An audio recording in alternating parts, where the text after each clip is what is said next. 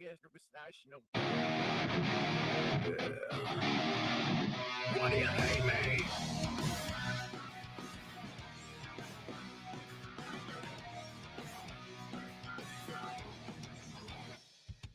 Why? Why can't I stand and walk away? Why? Why is it so damn hard to stay? Never sick because I got something to say. But I'm so sick of all your problems lately. You need your drama so you keep me around. If things ain't getting any better, let it down soon. I'm sick of time of being pushed around. So I keep waiting for the storm to save me. When everybody wants to shut me down. And I ain't hearing all the words you gotta say to me. Right now I'm trying to figure you out. You bring me down. Every time I turn around, I ask you why. Why do you hate me?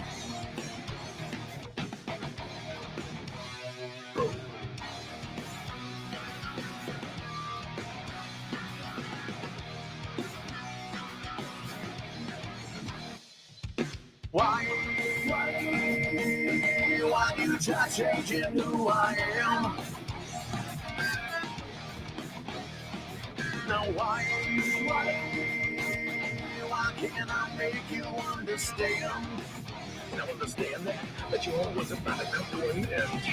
No one ever gave a fuck until right now. And they're all acting like I'm giving it up. Fuck it, I'm not giving everything I ever had to give. But right now I'm just not giving a fuck. So what? So I keep waiting for the storm to say what? But you can bet I'm getting sick of your lies. But right now all the words you gotta say to me, now why should I even try? You bring me down.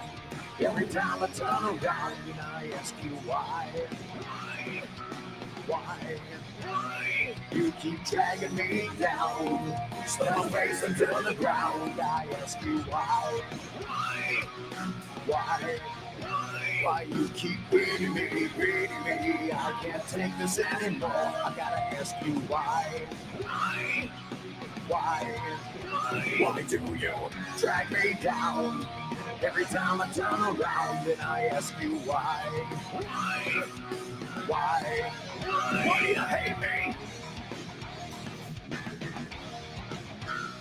Yeah, wasn't always gonna be like that. You know it's always your way, but it just seems past that, yeah. The one day you're gonna understand that you've been buying your bridges for too long and no one cares. Now all these people that you keep on your side, and they don't know you like I do, and all these secrets that you try to hide. Chasing where I always look at you, you're something like my back, just to turn and now I'm full with you.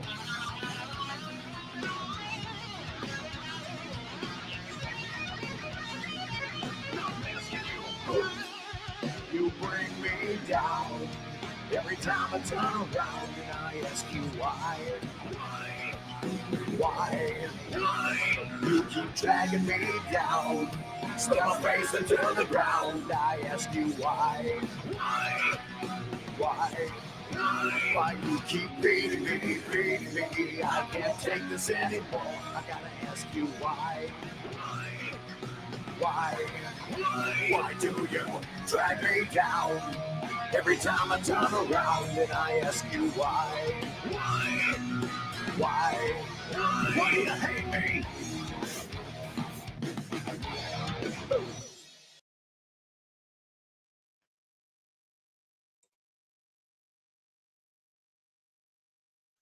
Well, what's happening? Welcome to the latest stream of Bad Apple Media, where an unhinged man rants and raves. That's right. Well, before we get started, I would like to make a public service announcement. This message is specifically for Matthew Todd Sims, aka Snafu Snaps. Disseminating any of my content to any agencies as any sorts of threats or attacks upon your personal safety is taken at your own risk, because here and now I am telling you that you are not welcome on this channel. You stalking me by watching this stream and taking any sort of piece or clips of my content and sharing them with any official government agency will constitute a charge of stalking against you. You are hereby informed you are not welcome here. Watching my channel here at Bad Apple Media, you are in control of your own destiny. You are stalking me by coming here to my channel and watching everything that I do and attempting to report any and all little snippets of what you believe is an attack against you or a threat. You are hereby banned from watching my content.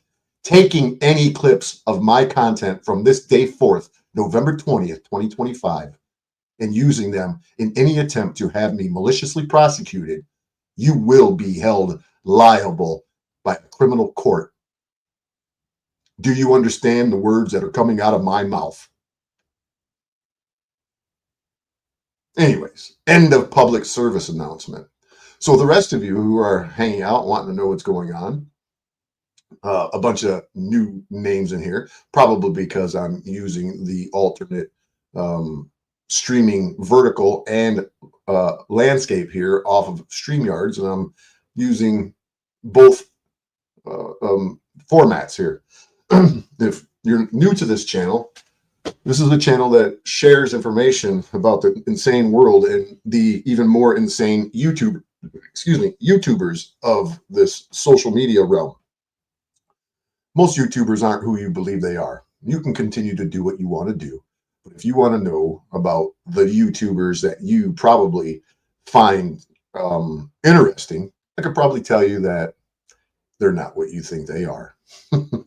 But keep doing what you do. So this is probably going to be a weird stream with a bunch of weird new names in here.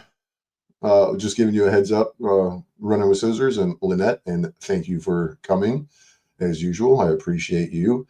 Belivo Lihulu, okay, and Twice, and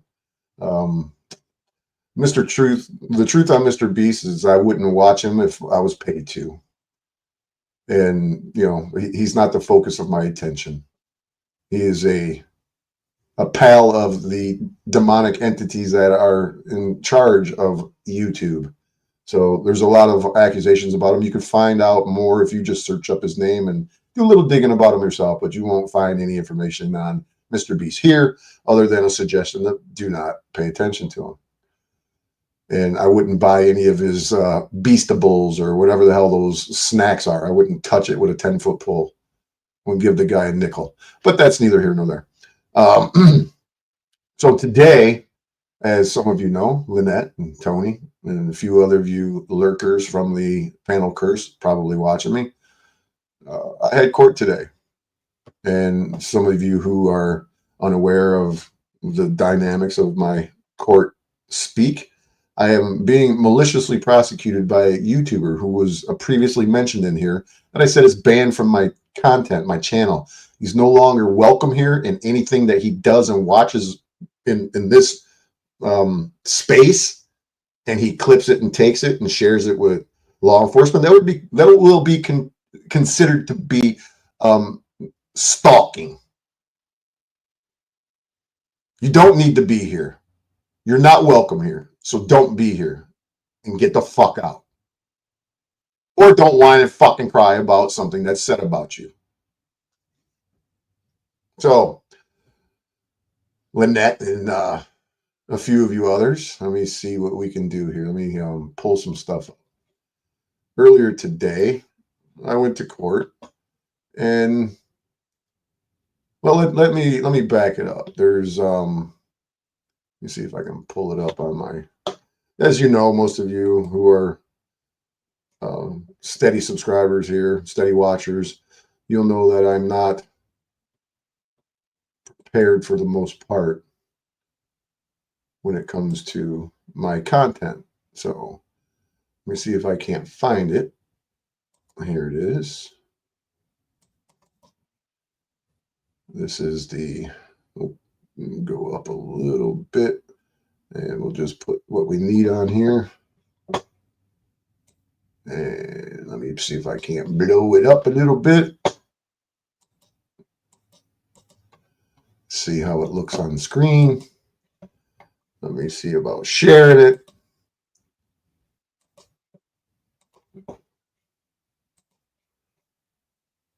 Okay. Yeah, there. Looks good. So here we go. This here is an updated, amended complaint that a particular jackass zebra insisted that happens because he wants me to be charged with felonies. So I guess he apparently thinks harassing the prosecutor's office and the sheriff's department nonstop is going to get him somewhere. Excuse me, I had to take a drink of water. It may appear that to him that he's getting somewhere, but to a weak individual with a low IQ and a lack of understanding of the legal system and how it works would definitely continue to push for more charges and not stop until he gets what he wants. So now he got what he wants. He gets what he wants. What we've got here is failure to communicate, which, you know, if I was a good YouTuber, I would have dropped the clip from one of my favorite movies of all time, which would be Cool Hand Luke, where the prison warden was standing on the porch of the guard shack, the guardhouse, and he would say, "What we've got here is failure to communicate." Now, since I'm a crappy YouTuber, you're just going to have to take my reenactment of that scene and deal with it. So hopefully you like it. And calm down, Tony. Calm down, Tony. So here we're going to review the updated complaint that my stalker has convinced the prosecutor's office to update. And you should always be careful of what you wish for, because sometimes it's got some caveats to it and there's some consequences behind your actions that you're not intelligent enough to comprehend.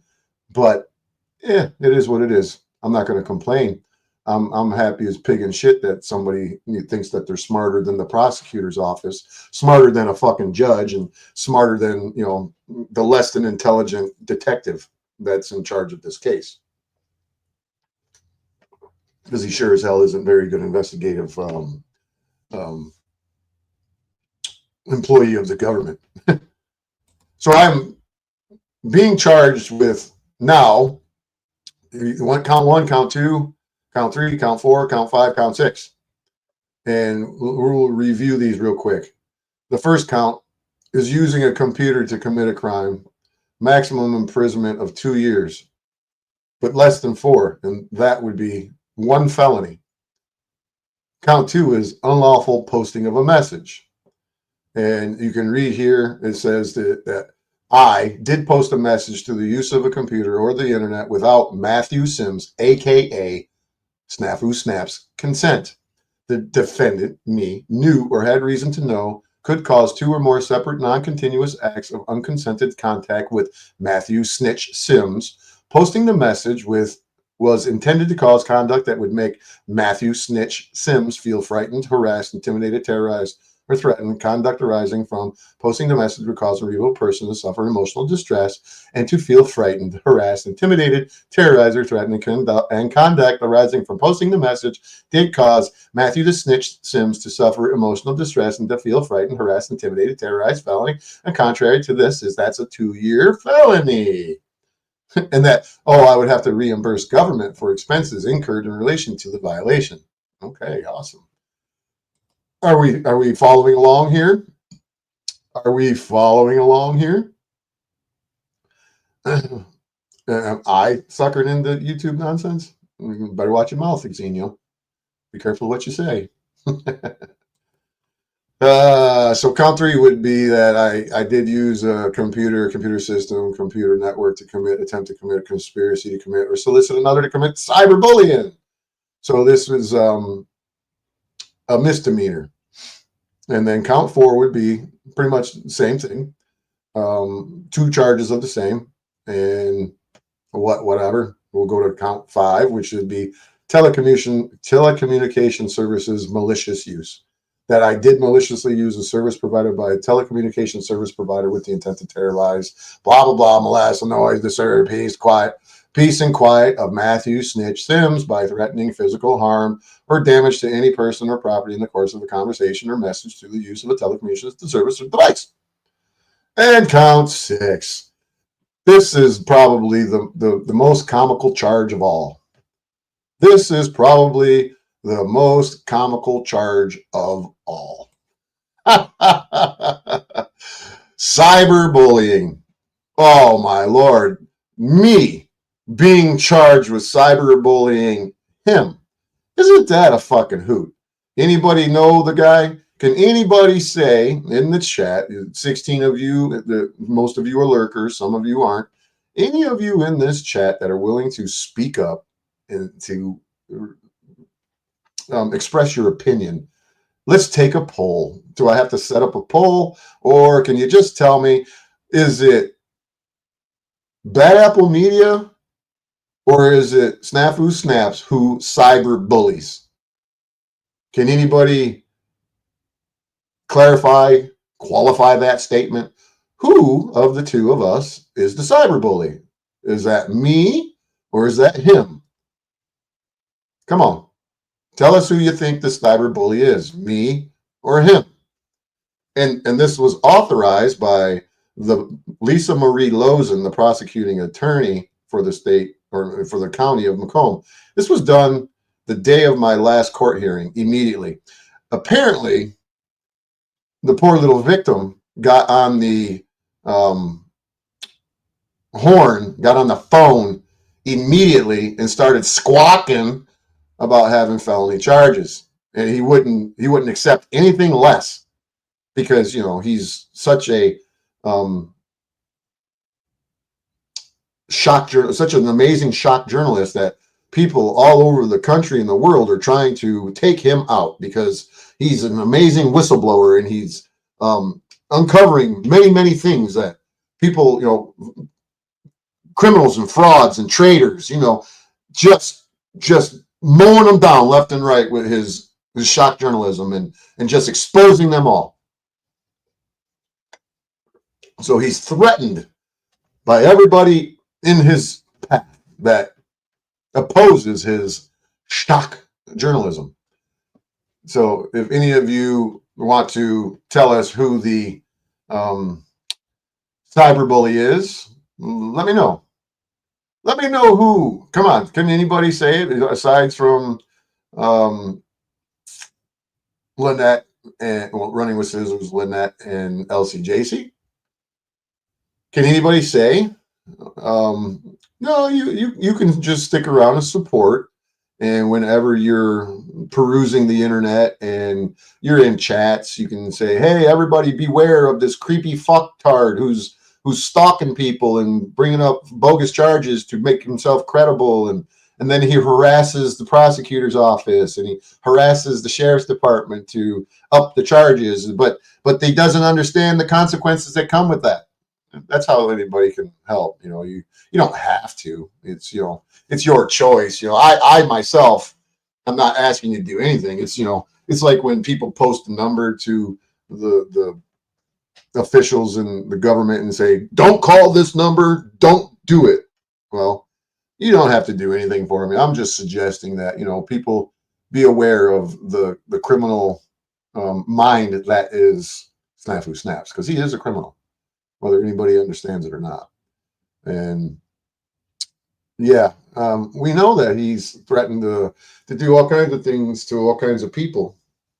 And the funny part about it is that the powers that be are very interested in some of the things that the individual known as Matthew Sims has done. And one of the things that he's done is I'll show you this really crazy video that somebody is stupid enough to allow me to screen record. So we'll share this one real quick, and you can see exactly what kind of idiot that you are all allowing to be a part of your channels, so you could get a couple of shekels. Let's check this one out. This is directly from the clown's channel. I have a screen recorded, so he could turn it on private right now if he had access to this channel, but he don't have access to this channel. It appears that he don't. So let's play this. Let's all check it out. Let's see exactly what kind of threats that a clown like this makes to individuals, like a guy named Taylor Briggs, excuse me, Taylor Briggs, also known as Flow State or Ho State, as he likes to call it. So I hope you're watching, Flow State. Guilty of reporting. Like, that's something that I've always said from the get-go is I will not retaliate that way. I'll email Monograph and get Snafu's motherfucking address before Right, says Cynthia. So Flow State, the pedophile supporting piece of shit, which we got your info, you piece of shit, wants to get my address from someone who's threatened my life. And again, Flow State supporting pedophiles. And Cynthia the Christian, right. Why? Because, what, you guys got reported on videos for not following policy and guidelines? Well, because the Go-Go Strike Team Go just tried to destroy your channel? Headlines? Interesting. Again, Flow State, you're a fucking coward piece of shit. You come near me, I'll kill you. That's what? On record, okay? I take it as a threat. I take it as, okay? On record, okay? I take it as, you come near me, I'll kill you. That's on record, okay? I take it as a threat because you're supporting people who have made death threats on me. You're supporting pedophiles. If I see you ever, I will kill you.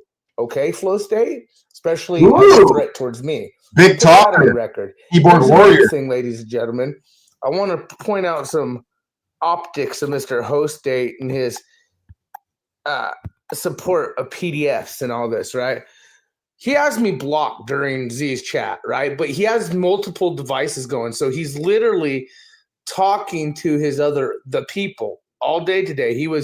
He had me blocked, but he was responding to me and talking shit, supporting pedophile optics during the stream.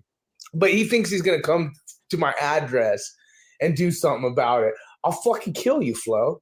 You don't get it, bro. What do I have to lose over your bitch ass, your pedophile supporting piece of shit ass? These people aren't that smart. Now, what's funny is old man. You know what funny is that he's right. These people aren't that smart. Yeah, might want to look in the fucking mirror. And Chuck, old man, been supporting pedograph recently too, right? Gary, the old man, definitely supporting pedos because Gary was pushing up Monty here in the chat. And I said, Gary probably loves the youngins too. And look what Gary put. That's the truth, yo. Because you don't understand sarcasm, Sheldon Cooper. Right?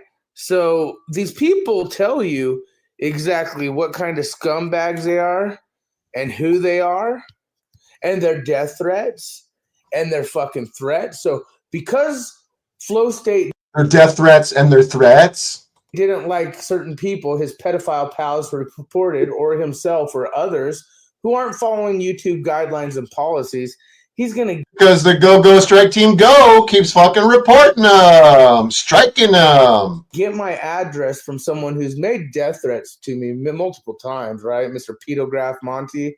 And what are you going to do, Flow State? And yeah, Cynthia, right? Yeah, let's get his address. Yeah. Again, the optics are high. But we're not all guilty of reporting. Like, that's something that I've always said from the get-go is I will not retaliate that way.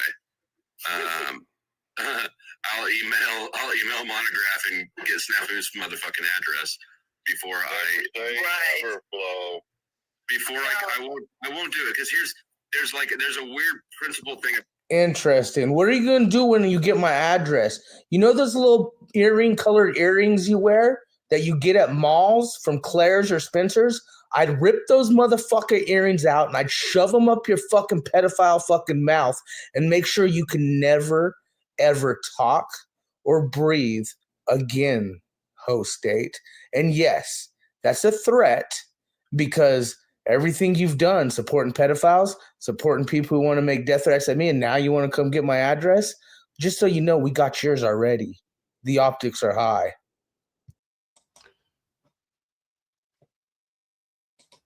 Lighten up, Francis. You fucking keyboard warrior. Lighten up, Francis. I remember LCJC family. Didn't you experience the Jackass Zebra docs your name and address on Crew 101 and you had that struck? Right? Right, Lena? Right. Exactly. So, when you're a hypocrite and you're calling the kettle black all the time, like, or calling the kettle black and white stripes, I can't even begin to like, you can keep calling everybody pedos if you want, Xenial. You can do whatever you want. And, it won't come back to haunt you. No, not at all. So let's stop sharing that for a moment and let's get to another video. So you've seen the redacted report that outlines my 6 new charges, right? Well, what happened today in court is that my no good defense attorney, as the Jackass Zebra likes to mention, that she's worthless or whatever he said, he's trying to disparage my top dollar high profile attorney. And yeah, and Paulie boy, you only wish you had a mouthpiece like mine. You might be able to weasel your way out of some shit, but that's not impressive to me. I really don't give 2 squats about that. But nonetheless, this video that you just witnessed with the whole flow state threatening to kill the guy was just one of many videos that was presented to the prosecutor's office in a private meeting today. And let me just say that they are not happy with Mr. Sims. But, that's between you, me, and the wall, guys, because we can't let Matthew Sims know that, okay? Let him believe that he's got the upper hand on me. So, nonetheless, I've said that 3 times now. Anywho, I'll get back to my anywho.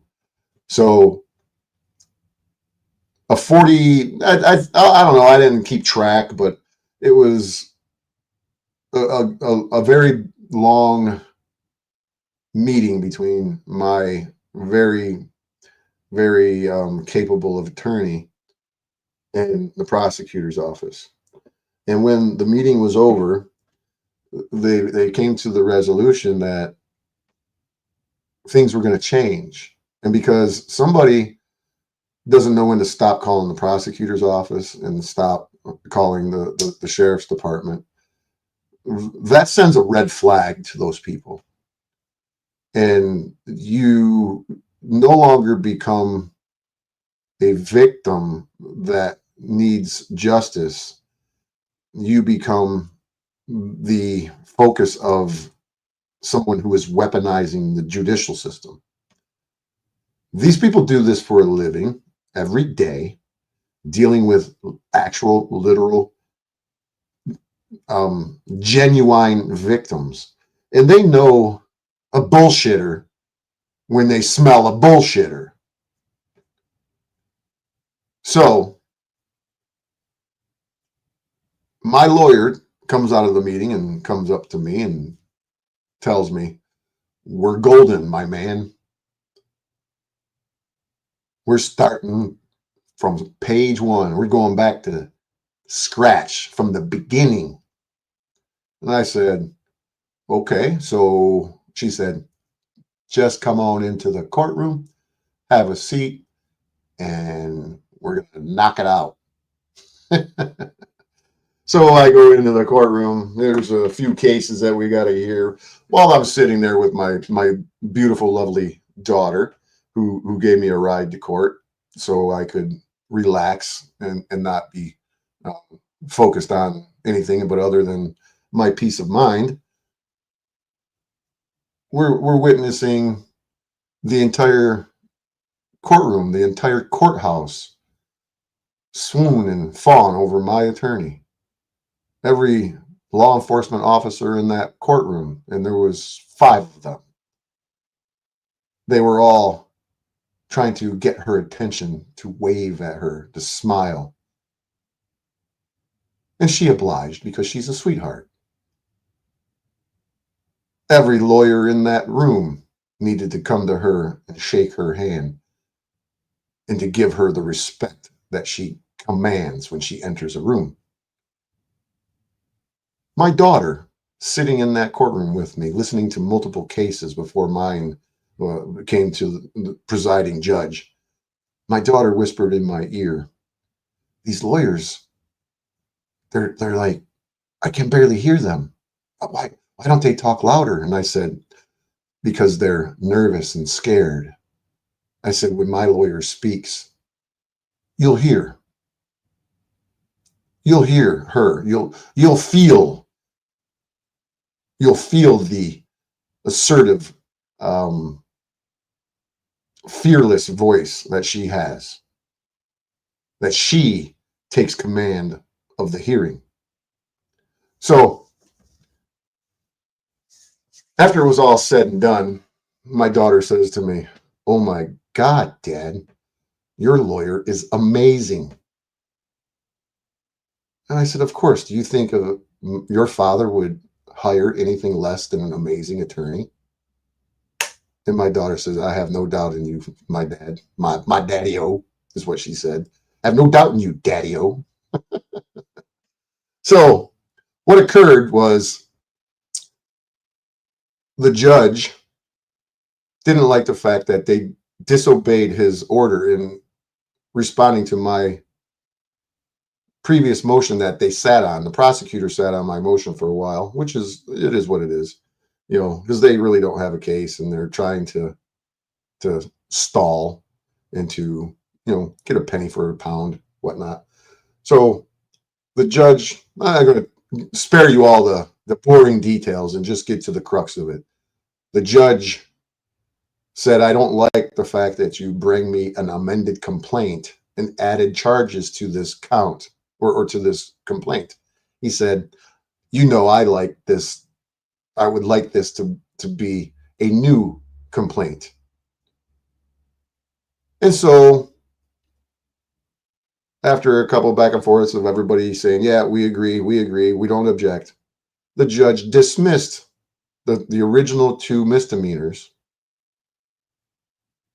and requires a new not amended complaint, but a new complaint to be filed along with an affidavit of statement by the complaining law enforcement officer representing the Jackass Zebra or speaking for the Jackass Zebra. So since the original charges were dismissed, everything that was attached to those charges was no longer valid. Hence, the bond of $50,000 personal bond, the do not contact the alleged victim or have a third party contact the alleged victim. That's all out the window right now. My unlawful or my order to or bond restrictions, I should say, that I cannot carry my firearm is out the window. Until the judge tells me again that I can't carry a firearm, I can. Not that I'm going to, but I could if I'd like. I have a CPL, it's still in full effect. So the consequences of having, pushing for additional charges caused a little snafu in the situation at hand. So what occurred is everything that was attached to those charges is gone. Meaning, let me pull this up. Oh, you want to play that, huh? Processing will begin. My ass it will. Well, they don't want to play it, do they? Ah. Oh, you will play it, you fuckers. You cocksuckers. Maybe I got to go in the studio and do it. Okay, you want to play? I'll go in the studio. I'll go in the studio. Son of a bitch. All right. Well, there's always ways around that. There's always ways around that.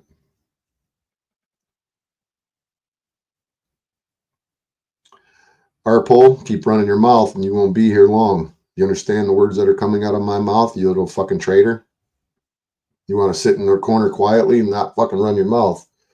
You're okay. Run your mouth and you're going to get the fucking boot up your ass. You got it? Smart off. Let them smart off again and you get rid of them, ladies.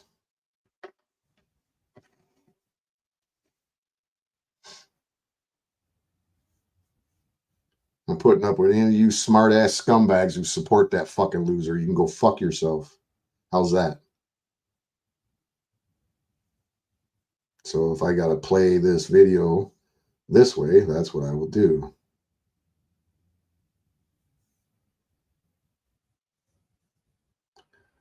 You ain't going to stop me.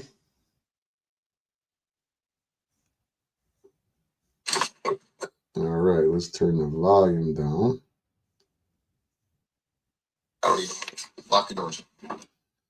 All right, if I can turn the volume down, I'll turn it down here. So I'm not going to do anything but play this part.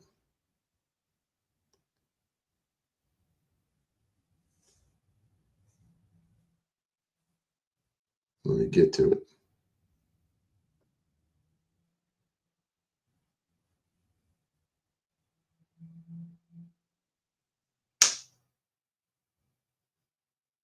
There we go.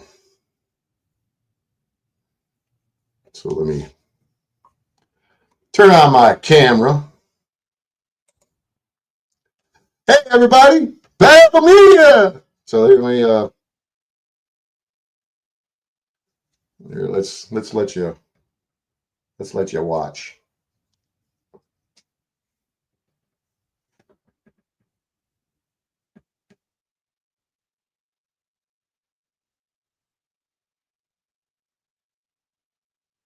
Of course, it's got to be all pixelated because YouTube sucks fucking dick.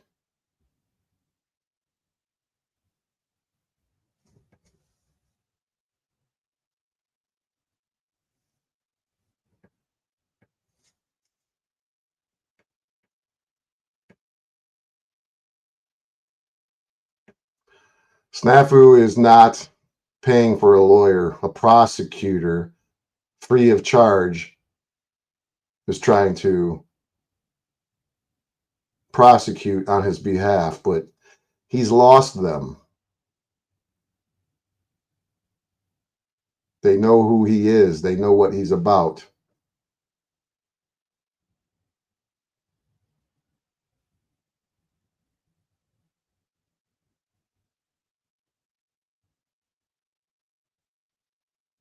And I can guarantee you there will not be another one put on my leg. I can guarantee you.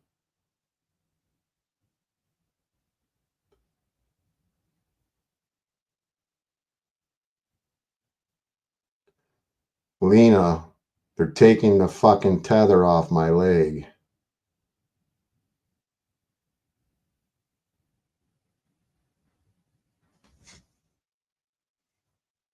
You couldn't see that, kid?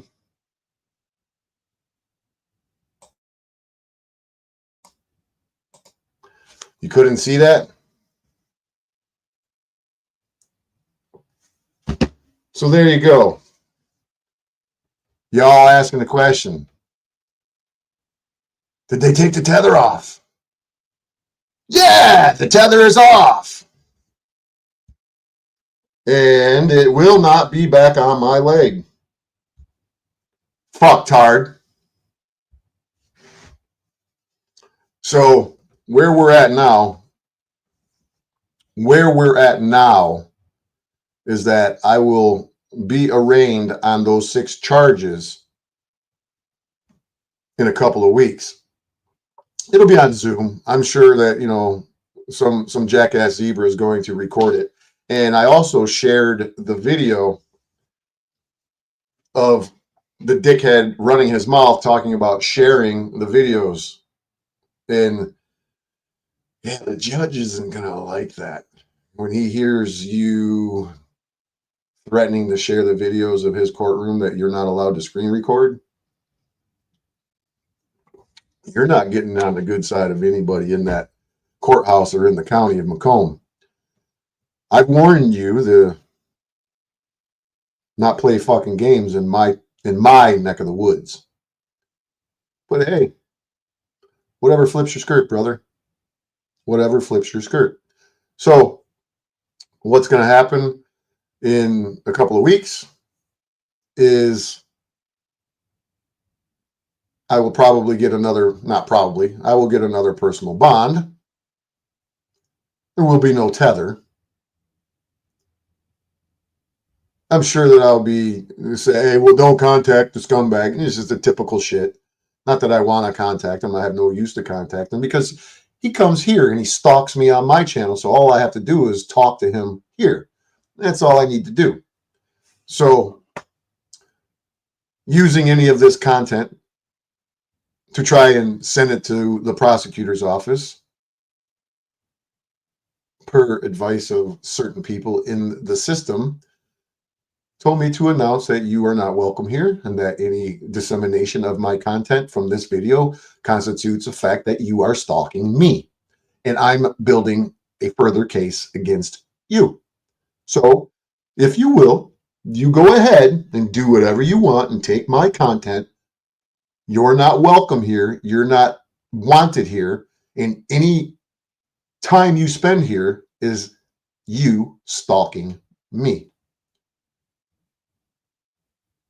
So you will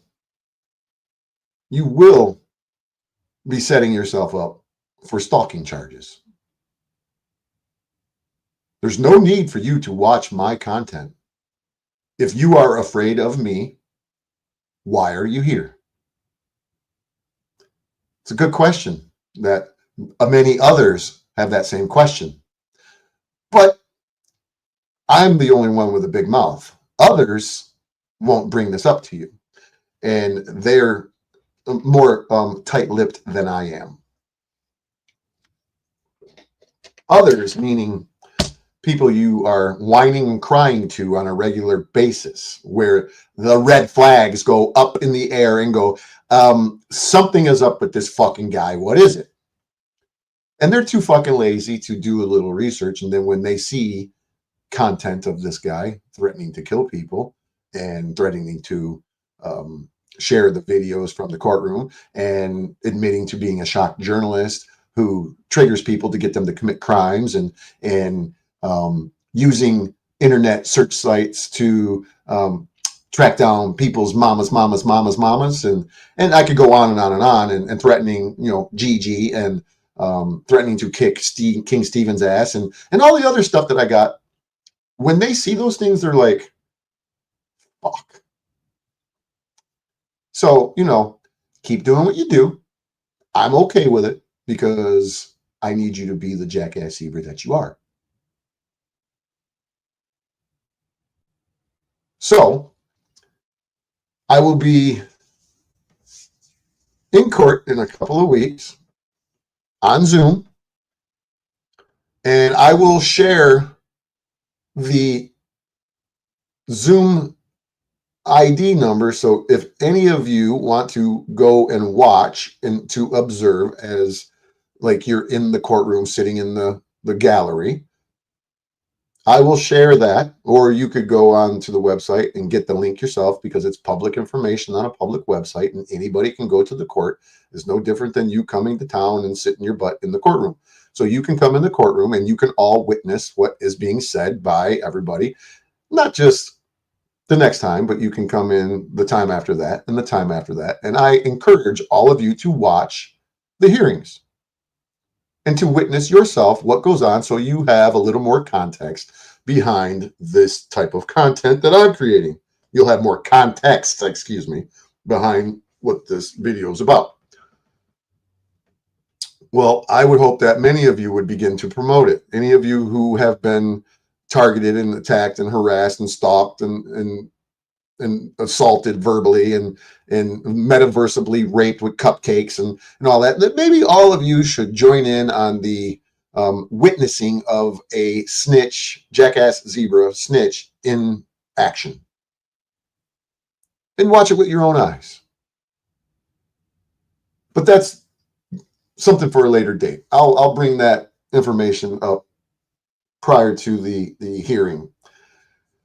So the first move will be to, again, file motions for the state, the county, to clarify exactly what it is that I did to justify having 4 misdemeanors and 2 felonies, which they're going to have a difficult time producing any specific information that is in criminal manner.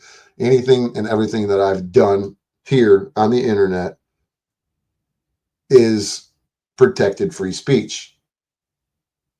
Plain and simple. Most of you have no clue as how the law works. Most of you have no idea how the freedom of speech works. Most of you have no idea that this platform is a publicly operated channel. Well, it's government owned, privately operated, however you want to look at it. This is a GoPo channel. There's a GoPo network platform. So it's the equivalent of a soapbox in Times Square or in the public square where you stand on a soapbox and you preach and you tell people what's up and you speak your mind. This is that equivalent, the modern day equivalent of a soapbox bitch fest. That's what this platform is. Threatening to kill people, yeah, that's a different story. That constitutes some sort of threat. That's on the edge of free speech, but it's a little over the top. It's a little over the top in comparison to saying that I'm going to kick your ass. I'll kill you. That's a threat, and you can put that on the record. Okay, well, it's on the record now. It's going to be on the record in the fucking open courtroom, that's for sure. It will be on the record. So the state will have to answer my attorneys, my motions for clarification on exactly what it is that I did.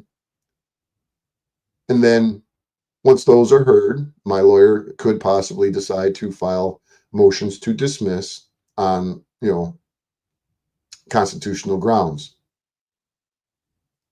And then if by chance the judge denies my motions to dismiss, motions to quash on constitutional grounds and decides to hold a preliminary exam, then somebody's going to have to get their little fucking stink butt on an airplane and fly from Arizona to Michigan and to sit their little stink butt in a fucking witness stand.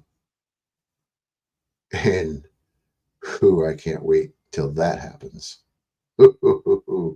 My very, very, very capable attorney. You listen to other people and they'll say, "Oh, she's no good." Okay, well, we'll see about that. She's seething. Her hands, she's wringing her hands together and seething and going, "Oh, I can't wait until he gets here. I can't wait." And she didn't take too kindly of you disparaging her, saying that she was no good and failed. That is just a little bit more motivation for her to make you cry on the stand. Literally. literally, you're going to cry on the stand.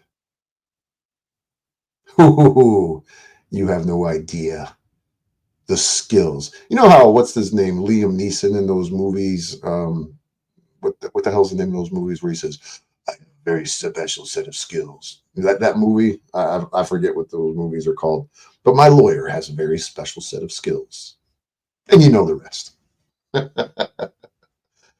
Woo, motherfucker! So at the preliminary exam, if the judge doesn't dismiss the charges because it's going to be revealed that somebody has weaponized the courts, just by chance, if it is bound over for a jury trial, we'll be going to the circuit court, to the county of Macomb, and not just the district court in the city of. We're going to be going to the county of, in the 16th Circuit Court, where a jury trial will be on hold in lieu of, first it will be a bench trial where I reserve my rights for a jury trial. And we'll see. First, we'll see if somebody shows up for the preliminary exam. Yes, Taken. That's the name of the movie. Thank you. We'll see if the jackass zebra has the guts to show up at the preliminary exam. And I'm not really sure that I want to place any bets on whether he will or won't, because I'm pretty sure that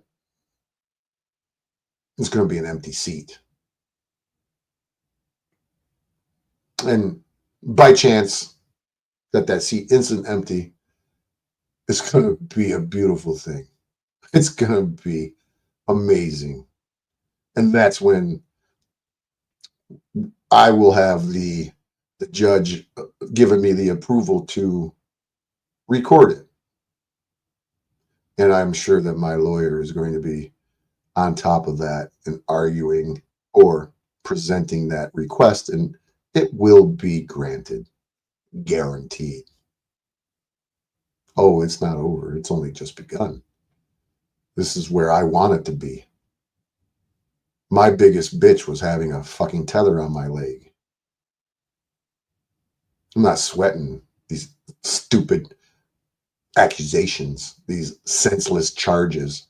You guys might think that, oh, 4 misdemeanors and two felonies. Oh, you're in big trouble, mister. You're going to prison. I bet you Landry's over here jerking his dick going, oh, you're going, 4 misdemeanors, 2 felonies. Oh, you're that unhinged man. He's going to prison. Oh. Sorry, Landry. I could get into my vehicle right now and drive down to Dallas and wait for you to do a live stream and find you and say, what's up, Landry? How's it going, douchebag? Come and knock on the door, so to speak. But yeah, you know, I got too many things to do in my life to maybe I'll jump in a truck and go pull a load for a buddy of mine down to Texas, down to Laredo, and stop in Dallas on the way. Just take a 4-day trip and go make me a couple of grand on a 4-day trip. Because that's the going rate to drive to Laredo and back. I mean, I'd probably give them $1,900. I said, I'll do it for $1,900. You got somebody who's taking vacation. You got one of them trucks that you need the roll and it's not parking. Toss me the keys, brah. There you go. I got friends in trucking business. I've been in the trucking business nearly 40 years. And I got friends. I got connections. I got jobs up the job's ass. So I probably won't come down there because I don't want Landry to get all scared and piss his pants live on the internet. Flapping his gums, calling me unhinged. Yeah, you know what? From this day forth, I'm going to be a little more relaxed than I have been because I was just a little stressed out and annoyed at all of you fucking clowns. And I'm that much closer to not being a part of the panel curse anymore. It's amazing. I'm relishing the day that I no longer have to listen to this monotone voice talk about being the amazing YouTuber and branding and acting like, you know, you're better than anybody else because your swell little head is getting out of your fucking control. Yeah, I'll get back to making my content, actual content, not just sitting there having boring conversations. You know, the other night, let me tell you guys something. You know what I use Modern Men Live or Modern Men Lost Again content for? To lull me to sleep. The other night, no kidding, 2 nights ago, I was a little stressed and my anxiety was a little higher than normal, and I couldn't sleep. I was laying there for an hour and a half. Usually I just fall asleep, like, but my mind was racing and I was thinking about this, thinking about that, worried about, you know, my kids, my grandkids, and whatever. And my PTSD got the best of me a little bit. So I said, you know what? I need to fall asleep. You know, I can't be up thinking about this shit all night. What do I need to do to go to sleep? What can I use to go to sleep? And you know what I did? I turned on an episode of Modern Men Lost Again. And I literally fell asleep within 5 minutes. And I am not bullshitting you. This is God's honest truth. 5 minutes of watching his shit. It might have been 6 minutes. I'll give him a little credit. 6 minutes of watching his shit. I zonked out. I played Rain on My Roof. I played A Crackling Fire. I watched a couple of other videos because, you know, if I'm watching my phone while I'm laying in bed, I'll fall asleep pretty quick. But even that stuff wouldn't let me go to sleep. And I put on Landry shit, and I was out in 6 fucking minutes. Straight up. So, yeah, my content's boring, but yours is even more boring. But hey, when you don't have a wife and a kid to hang out with, and you're all alone in your little fucking townhouse apartment in Dallas, you got nothing better to do but go live every fucking 4 hours for 3 hours. You take an hour break, you go live for 3 hours, you take an hour break, you go live for 3 hours. Must be a very interesting life. So back to my court case upcoming. If there's a preliminary exam, not if, I kind of want one. So, but if there's a preliminary exam and somebody doesn't bring their ass out here, unfortunately, it'll get dismissed. But if they bring their little bitch ass out here, it's going to be awesome. And I don't think that's going to make it past the preliminary exam. But if so, if it does, then it'll be bound over to circuit court. And I will request a bench trial with reserving my rights for a jury trial. So when somebody has to get their ass on an airplane a second time and they actually show up, then I will say, nah, I don't want a bench trial. We're going to do a jury trial. And then somebody gets to go home empty-handed. And then they get to come back a third time for the jury trial. Yeah, it's going to be fun. I love it. It's like the A-Team. I love a plan when it comes together. I love it when a plan comes together. You call me B.A. Bronx. You call me Face. You can call me Murdoch. You call me whatever you want. I don't care. So, anywho, nonetheless, gotta throw those words in it, so to speak. How you guys like that? How you like the fact that I'm gonna sleep? You know how well I'm gonna sleep tonight without having as Mad Mystic would say, getting Wi-Fi'd, getting 5G Wi-Fi'd. There's gonna be no more Wi-Fi, no plug, and no worried about waking up and unplugging it, and it not being fully charged when I wake up.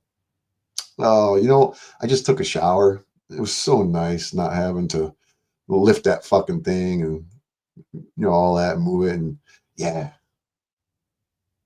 so nice not having that stupid ass tether. And you know what? It's saving me $310 a month, or $300 depending if there's 30 days or 31 days. And Flow State. if somebody send a message to Flow State and let him know that I would really appreciate him putting a clutch in my Mustang. Could you hook up my Mustang and put a clutch in it?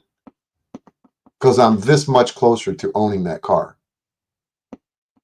No, Jethro, we're not going back to having fun yet. It's not over. It's not over until the fat lady sings. Do you hear any fat lady warming up her voice? Give it a little bit, Jethro. Patience is a virtue, my friend. Okay? Just give it a little time, Jethro. I still have a little business to handle. And to me, this is fun. It might not be to others, but for me, this is fun. Okay? Jethro is up there in the chat. Does he have you blocked? You don't know who Jethro is? Jethro, do you have 75% to infinity blocked?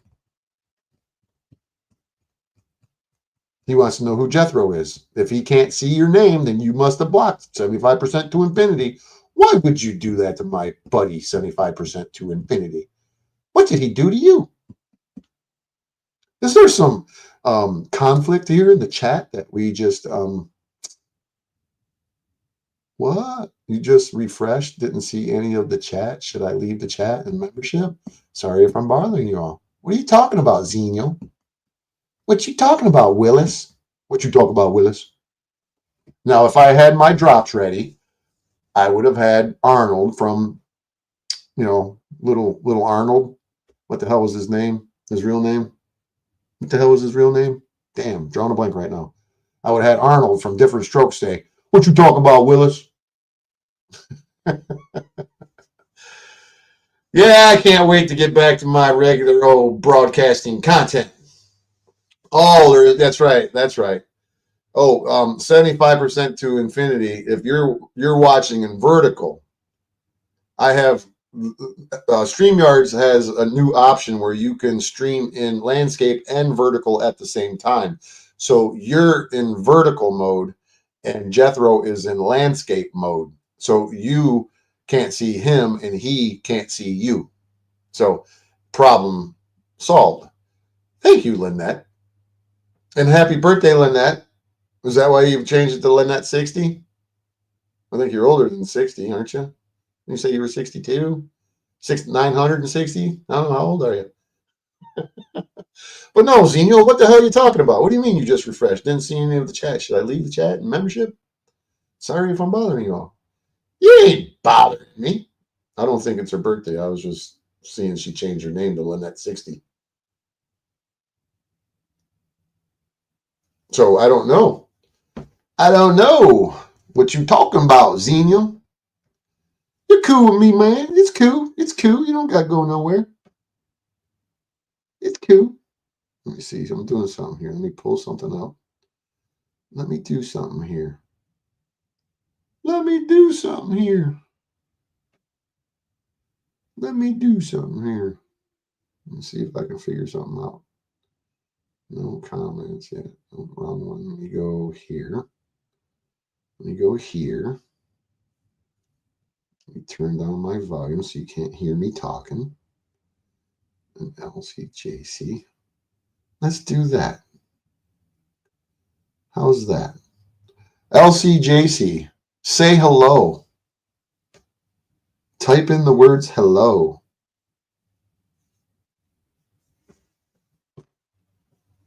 Do it. Just do it. Just do it. Do it.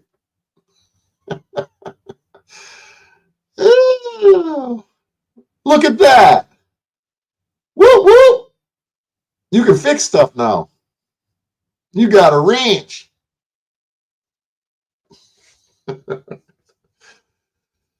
I should give everybody wrenches. Kind of like, I don't know, there's channels out there that would give everybody wrenches. Should give Sasquatch Moon a wrench. Just to piss off the jackass zebra. Not that you don't deserve a wrench, but, any of you who've watched me for a long time, you would know that I don't really have moderators on here but you know, sometimes I gotta toss a wrench around every now and again. If I get a little, if I end up being successful like Landry, maybe I could use a couple more wrenches around here, and I'll keep all of you, you amazing viewers here in the chat box. I'll keep you in my potential wrench category, and then when it happens, you know, and I need more wrenches, I'll toss some wrenches at y'all. But you know, I don't really have a lot of viewers because I'm not very successful. I'm jealous of Landry. I'm trying to do this without laughing. And so, you know, maybe down the road when I learn how to be successful and I brand myself and I, you know, do the amazing content that, you know, other amazing YouTubers share on their channel 3, 4, 5 times a day for 3, 4, like 8, 9, I mean, so like 9 to 12 hours a day. I would do that. Oh, don't feel self-conscious, Xenial. I'm not trying to point anybody out or anything like that. I'm just, you know, I have limited need for wrenches. You know, I'll toss one to people when the numbers increase, if they do, you know, because I have, you know, when I'm unhinged and, you know, people just don't want to watch me, man. It bums me out. Maybe y'all should give me money. Send me some shekels. And Lynette, I'm just joking. Maybe y'all should send me some shekels. Make me feel better about my content. Maybe I'll produce better content. You guys want to see an old video that I did a long time ago? You're dodging wrenches left and right on these YouTube screens. Well, nobody will give you a wrench 75% to infinity? Nobody's tossing wrenches at you? That's funny. Dodging wrenches left and right on these YouTube screens. Yeah, I'm happy I got the monitor off too, brother. So anybody want to watch an old video just for old time's sake? Watch some of my shitty content that's, you know, boring, that nobody wants to watch. Does anybody want to take a trip down memory lane with me? Anybody? You should do in real life. What do you mean I should do in real life? I am in real life. I'm sitting here in real life doing YouTube. What exactly do you mean by that? What exactly do you mean by that? It's not that exciting. I know, I know, right? So let's see. Do I gotta always ask Lynette? Okay. Who wants to see an old video of my shitty content, of a video that I did? We'll keep it under 15 minutes. You guys want me to share an old video? Oh, so you want me to go out and about and talk to people like the man on the streets, like the legend on the streets, on these YouTube streets, or how about in real life streets? Yeah, we call it in real life streets.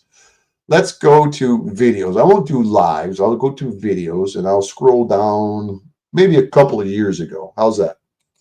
And we'll see, because I'm the first to admit that I've always been a very primitive, ghetto fabulous type of YouTuber and not very organized or scripted or prepared, or no fluff, nothing like that. I just off the cuff type of shit. And let's see, let's go back a few years and let me see if I can't find something that you guys would want to watch. Let me see.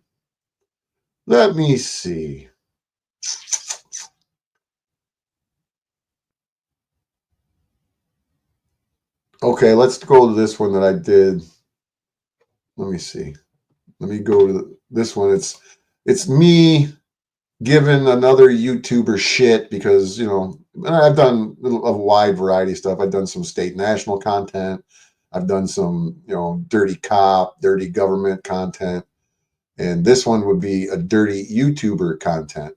So you guys want to watch this, you know, it'll probably bore people, but, you know, this is when I would do thumbnails and all that shit. And let's see, I don't even remember what this one is about, but it's only, oh, no, I don't have to turn it off private. I can still share it. This is called Here's the Deal Reloaded.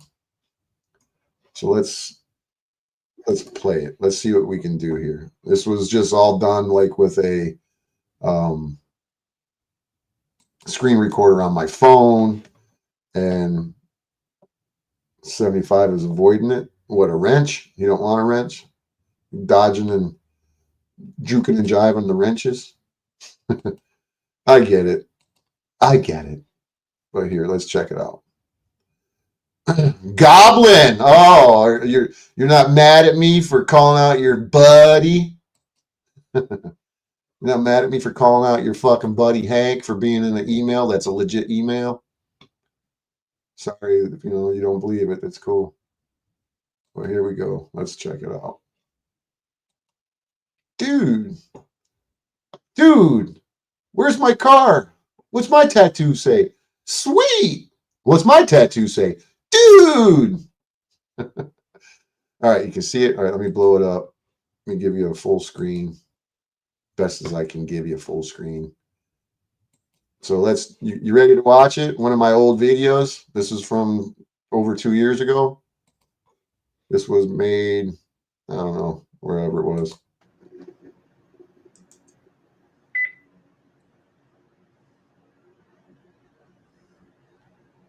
So I'm a very crappy YouTuber.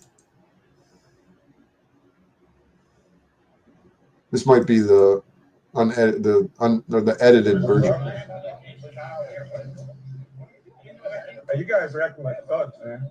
They're like straight up thugs. Watertown, Wisconsin police. Why am I showing you the Watertown, Wisconsin Police Department Facebook page with the public phone number 920-261? Oh, yeah, I wouldn't call that number. Zero. Ooh, Brian, you picked up on that triple. This is a reaction video. Yeah, shut up, Jethro. Good Lord, just deal with it. I shared it just to see how it would work. That's all I did, bro. I don't like Brian. Brian is a government shill. If you don't know that, Brian is a government fucking shill, okay? So I'm trying to teach you all something here. And it'll probably butthurt many people for me to point out that Brian's a government fucking shill. But since I shared the video or the audio the other day of me and Adam Marfugel having a conversation where he's talking about Brian, how he could hook me up with Brian so he could get me into his good graces, well, I figured it only appropriate to share the video of me reacting to his video. Let's do it. I'll put it in a little faster mode so it won't be a complete 12 minutes. We'll make it, do the math on 1 1/4. That would make it 3 minutes less, 3.5 minutes less. Right here that we Bet you they're Freemasons too, Brian. I really appreciate it. I bet you they're Freemasons too, Brian. I don't think I even shared this on my channel so people could see it. I don't think that I even shared this. I think it was a video that I produced and I never even put it on public. So you're getting a members only version without being a member. This is a pride parade and Brian is upset because here's the deal involved. Here's the deal gets involved. People listen. Don't they, Brian? Brian Young. I'm waiting for the euphemisms and cliches and words from our founding fathers. Can I have some? Well, you know, you're living in corporate America, Brian. This is what happens. There's no victim and there's no crime, but we're not in a constitutional America. You And all the other YouTubers, you influencers, you big name, big dogs on the block, you don't tell anybody that this is corporate America. And this is not constitutional, of course, but there's a reason for it, is because everybody's in the corporate system. Where you have privileges, not rights. Keep exploiting people, Brian. Got to get your cups of coffee and sell your tchotchkes. Yeah. You got to get all your ducats, right? Shekels. You're doing such a good thing for the people. You're not harmful content. Very, very well said. You're right. Oh, is that persecution, abuse, maltreatment, mistreatment, tyranny, despotism, repression? Oh, here's all his lines. Keep going. Suppression, subjection, subjugation, enslavement, exploitation. That's what you just saw there from the Watertown police. I give Brian credit. I'm gonna take anything away from Brian. He's definitely, got the broadcast shit down fairly well. Yeah, this was I got 40 views on it, and I took it down because I think it was a crappy video. This was done on August 5th, 2023. So yeah, over a couple of years ago. But I always give Brian the credit for him being a very, very good broadcaster. He's very well spoken on here. He's been doing it a long time. So I'm not going to sell him short on his ability, but I'm gonna point out that he's kind of a government shill. Well, of course he stays in the guidelines for the grift. There's more to it than that, dude. He's oh, is that what we just saw there from the Watertown, Wisconsin Police Department? They have 14,000 followers and 18 following. So Brian is upset and he wants you to call. Instead of reading the Bible out loud, left back in the blue. This guy right here is a Sarknos. See, I'm gonna kids for speaking the truth. Karma will be righteous. Ooh. Give you guys a dime. Wouldn't give you guys a dime. Watertown police arrest a young man for peacefully speaking about Ain't this fucking crazy? Should you be arresting real criminals? Real criminals? Usually back to blue. Well, listen. They are arresting the real criminals. Brian isn't pointing this out, but this is a crime in corporate America because you guys are voting. Brian likes to mention the fact that the left-right paradigm, blah, blah, blah, blah, two sheeps and what's for dinner, blah, blah, blah, blah, blah. Blase, split, loop, loop. Okay, this is Brian. Brian is trying to keep you in the matrix by not saying the real criminals are not guys preaching the gospel at a pride. See, my point of this video is trying to give people the understanding that Brian is pushing the corporate America, where he's just pointing out what cops are doing. He's saying it's unconstitutional, and to me, that's disingenuous because Brian is well aware of the corporate structure of America. Hell, he's had Paul Unslaved on his channel probably a year and a half before this or more, or give or take. So he's well aware of, and I personally have had conversations with Brian, or not, I wouldn't say conversations, but I've had interactions with him, whether it be in his chat or him on his live stream, or not his live stream, but he's conducting a live stream on behalf of Chili DeCastro when he was crying like a little girl in the courtroom, begging for forgiveness after he told the bailiff in the courtroom to call him a coward bitch or whatever he said to him. So Brian Young here of High Impact Flicks had the keys to Chili DeCastro's channel, and I got on there and I have it screen recorded. I have it in a video somewhere because I got lots of fucking content, whatever, or non-tent as Landry would call my shit. So I would love for my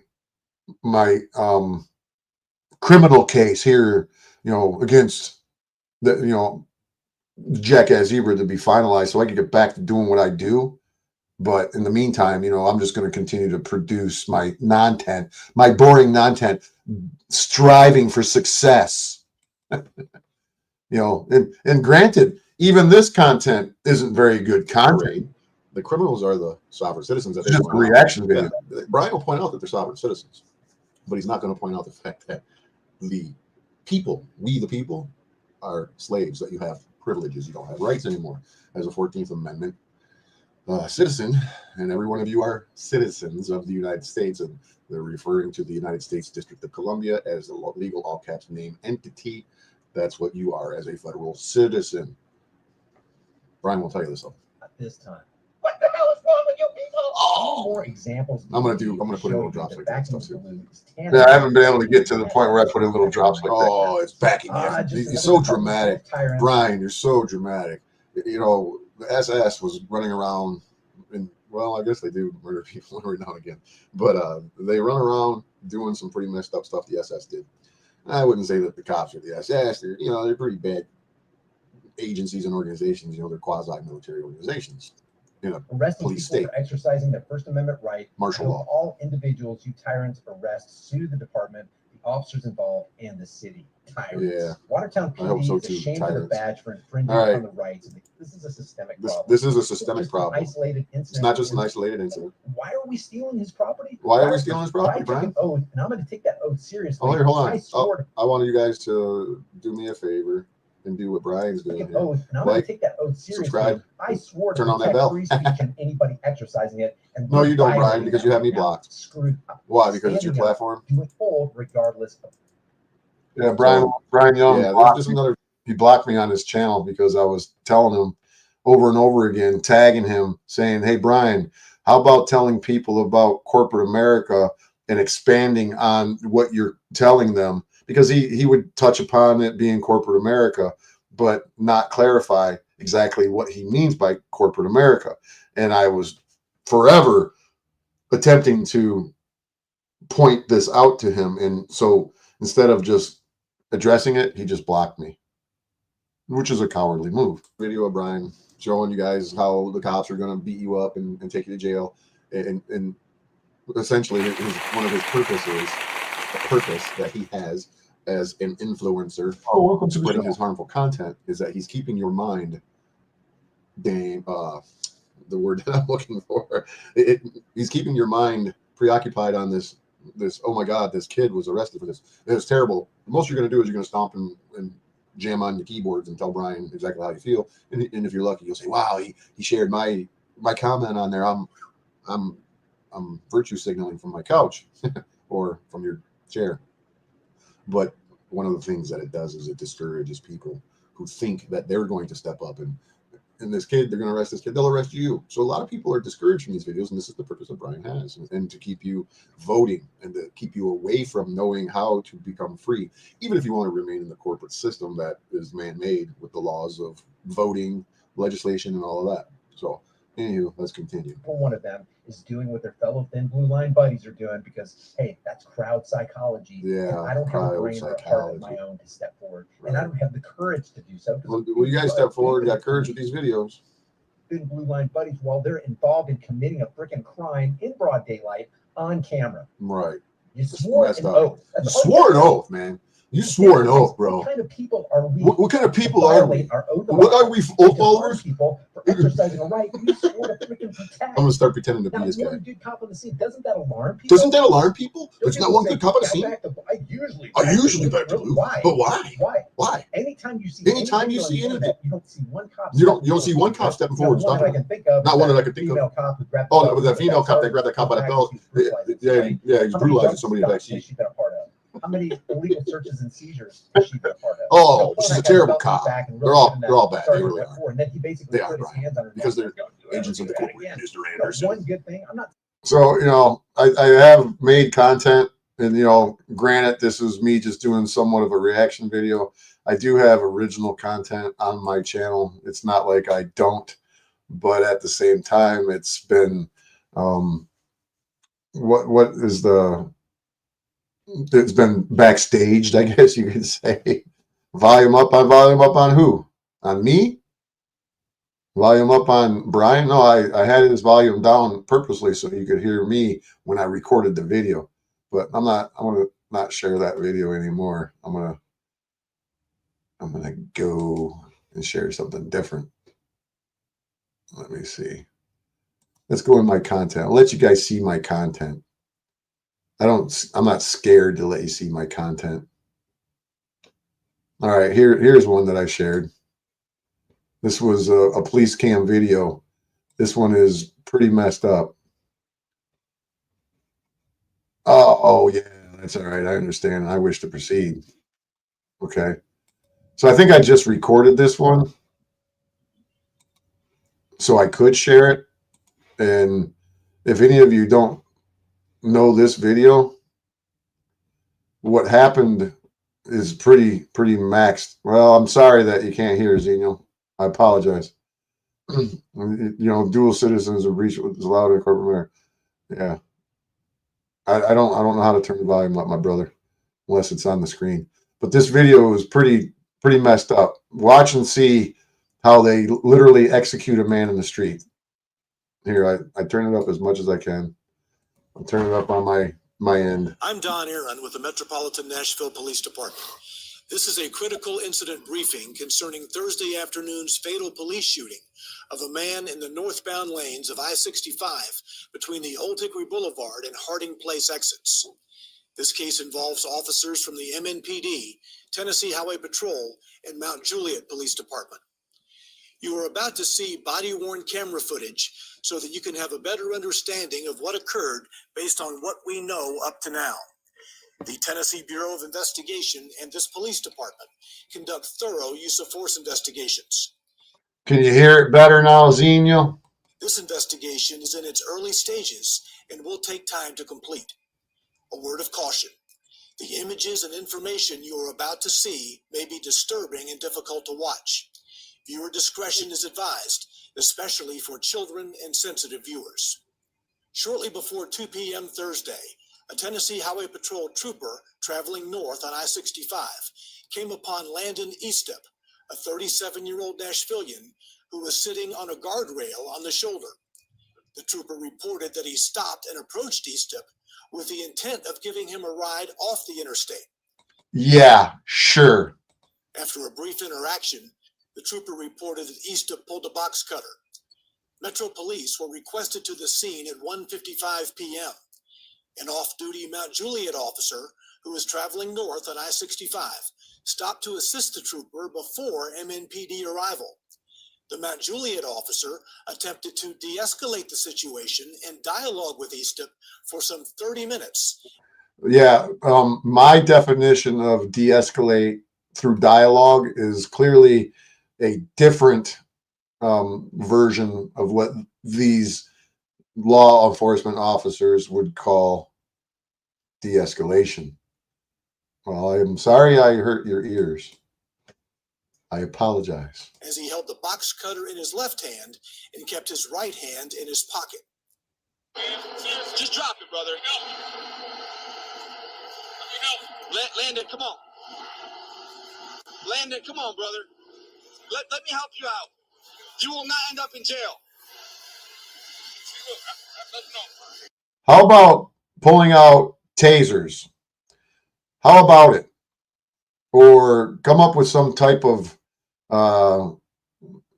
futuristic weapon with a big fucking net on it like they have, and you shoot it at him and it wraps around him and he can't fucking move because it wraps around him and velcros it fucking shut like a straitjacket. Landon, look at all these guys. There's one gun here, one gun in this guy's hand. Every cop over here. This guy's got a gun over here. Look at me. No, don't do it. Don't do it. Do not do it, brother. Landon, don't let me go home with this. Don't do what? Don't let me go home with your death on my hands. Don't let me shoot you. I don't want to shoot you from 40 feet away because I'm scared. This today, brother, please. Come on. Landon, look at me, bro. I'm talking to you. Hey. Please. Clearly, he's going through a mental crisis right now, and he doesn't need 24 officers, 24, centurion fucking guards pointing fucking deadly weapons at him. I give you my word. My word means something, okay? I keep it. My word means something for right now. Give me 2 minutes and I'm going to fill you full of lead, motherfucker. You will not go to jail today. You're going to go to your grave. You will not go to jail today. Whatever you're worried about, we can fix it. Let's get you some help, though. This is not the answer. You and I know it. I could shoot you in the kneecap. We could take your legs out so you can't run at us. But no, we aim high, brother. Our guns don't go down below the waist. They go chest high, and that's it, brother. You don't want to hurt me. I know you don't. And you know I damn sure don't want to hurt you. But I will.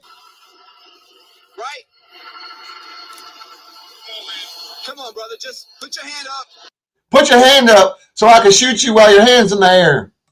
Drop the knife and let's figure this out. Landon, come on, brother. Let's do the right thing here, okay? Let's get you some help, brother, please. That's all we're asking, bro. No, Landon. No, don't do it, Landon. Landon, don't do it. I'm scared. Landon. You're like way out in the middle of the street, and I'm way over here, and you're scaring me, Landon. You're scaring me. I don't want to have to shoot you in the chest and kill you. I could probably mace you. We could probably tase you. We might be able to shoot you in the kneecaps a couple of times and take your legs off on you, but we don't want to do that. We just want to blow smoke up your ass and put bullets in your ass and take you out. No. Landon. Don't do this, bro. Seriously. Let's end it, Landon. Just drop the knife, brother. Let's help you out. Let's go home. Let's go home, Landon. Don't want to do that. Landon, come on. Come on, Landon. Landon, don't. Please, brother. Come on, Landon. Hey, I've been out here for 30 minutes talking to you, bro. I've been out here 30 minutes telling you, don't do it, brother. Don't do it. I want to go home. Don't make me kill you. Don't make me kill you, Landon. Put it down, Landon. Come on, Landon. Put it down. Don't make me kill you, Landon. Let's go home. Let's go home, Landon. I think Landon wants to go home to a different home. I think he wants to go to a home where he doesn't have to deal with the insanity of this world no more. His home is different than Juliet officer James Kidd. His home. Please drop it, brother. This is not the answer. You know, I don't want to hurt you. Come on, Landon. Landon, hey, we don't want to hurt you. We don't want to shoot you. And you don't want to hurt us. Right? I got kids to go to. I got a family to go home to. And I was on my way doing that. And I stopped, and I want to tell you, I really care about you, and I'm pointing a gun at you. That's how much I care about you, Landon. I didn't say, hey, man, toss him a beer and say, have a drink with me, my friend. Let's find out what your problems are. Maybe we can fix it. But no, I'm going to point a gun at you. But my God put me here so I can help you out today. My God, your God is the devil, James Kidd. And you know it. And you damn sure know it. I know it. Come on, brother, just drop it. Landon, please, brother, don't do this. Please don't. Please. You've been talking to me the whole time, brother. Please. I've been waiting to shoot somebody in the street so I can be a hero. Don't make me be a hero. Do it for me. I give you my word, I will help you out. Pointing a gun at him ain't helping him out, you fucktard. Okay. Look, you take him off. If I was an officer of the law, I'd have me a 6-pack of beer in my trunk at all times, and I'd toss a beer to the motherfucker and say, look, man, let's drink a beer together. Sit down on the ground. I'll come over here and sit down on the ground with you, and we talk. And I bet you shit would be different. Come on, brother. That makes you feel better. Take the sunglasses off. No big deal. My sunglasses off. Eye to eye. I've been talking, brother. Look, I don't have a damn vest on, and I still stopped at the interstate because I want you to go home today. I want you to go home to your Jesus, your maker. I want to send you home to your maker. You end up dead inside interstate. Nobody wants that. You know, I think these law enforcement officers have forgotten that the Supreme Court of the United States of America has ruled multiple times that there is no duty or obligation of the law enforcement to protect the citizens. So when they want to use it, we want to make you safe as an excuse, that is a fucking crock of shit, because they want to be able to have their cake and eat it too. They don't want to protect the citizens, but they sure as fuck will put a bullet in you under the pretense of protection of your safety. That's how a psychopathic, narcissistic, sociopath, all of that rolled into one, gets away with pretending that he's here to help. This folks right here, they got kids in the car. Look at kids over there just sitting by. Yeah, they're gonna watch us blow you away and send you home, motherfucker. Don't give him that show, brother. Oh, you don't stand there just mind your own business wishing that, why, all these cops gotta be here fucking with me, man. I'm having a real bad day. I don't know why all these cops are here pointing guns at me, telling me they want to keep me safe, and then saying that I'm gonna let these kids see a show of them killing me. Yeah, that's all my fault. That's right, James Kidd. Okay, please. They're gonna have to live with this too, not just me and you.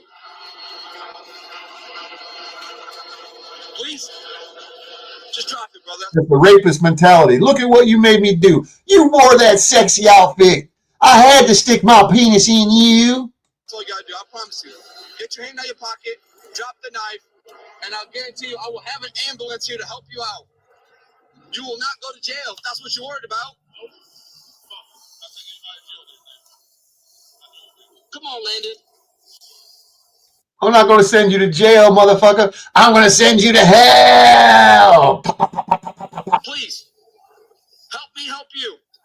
Help me help you. Well, how could you do that, James Kidd? That's all I'm asking for.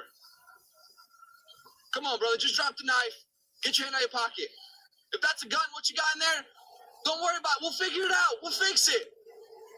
I'm not too worried about that right now. I'm worried about you. This guy really sucks at fucking de-escalation tactics. He is terrible. And I hope that they don't ever allow him to fucking have any conversation with another fucking individual in this situation again. I'm worried about you, Landon. I really, truly hope that they never allow him to be the voice of fucking de-escalation tactics. Come on, brother, just drop it. Come on. I know you can do it. I know you want to do the right thing here. And this is your chance. Landon. Don't make me do it. Don't make me put bullets in you, Landon. Please, brother, don't do it. Don't do it. No, Landon.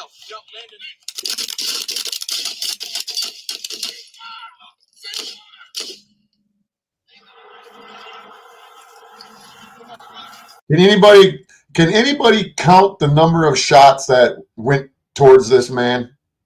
Can anybody count the number of shots? Please, Landon. Please.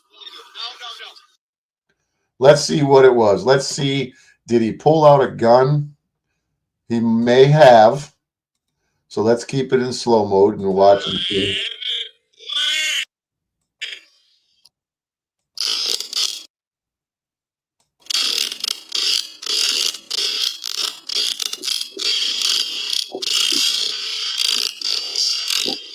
Hey, he's down on the ground. Keep shooting, boys. We'll make sure he don't move.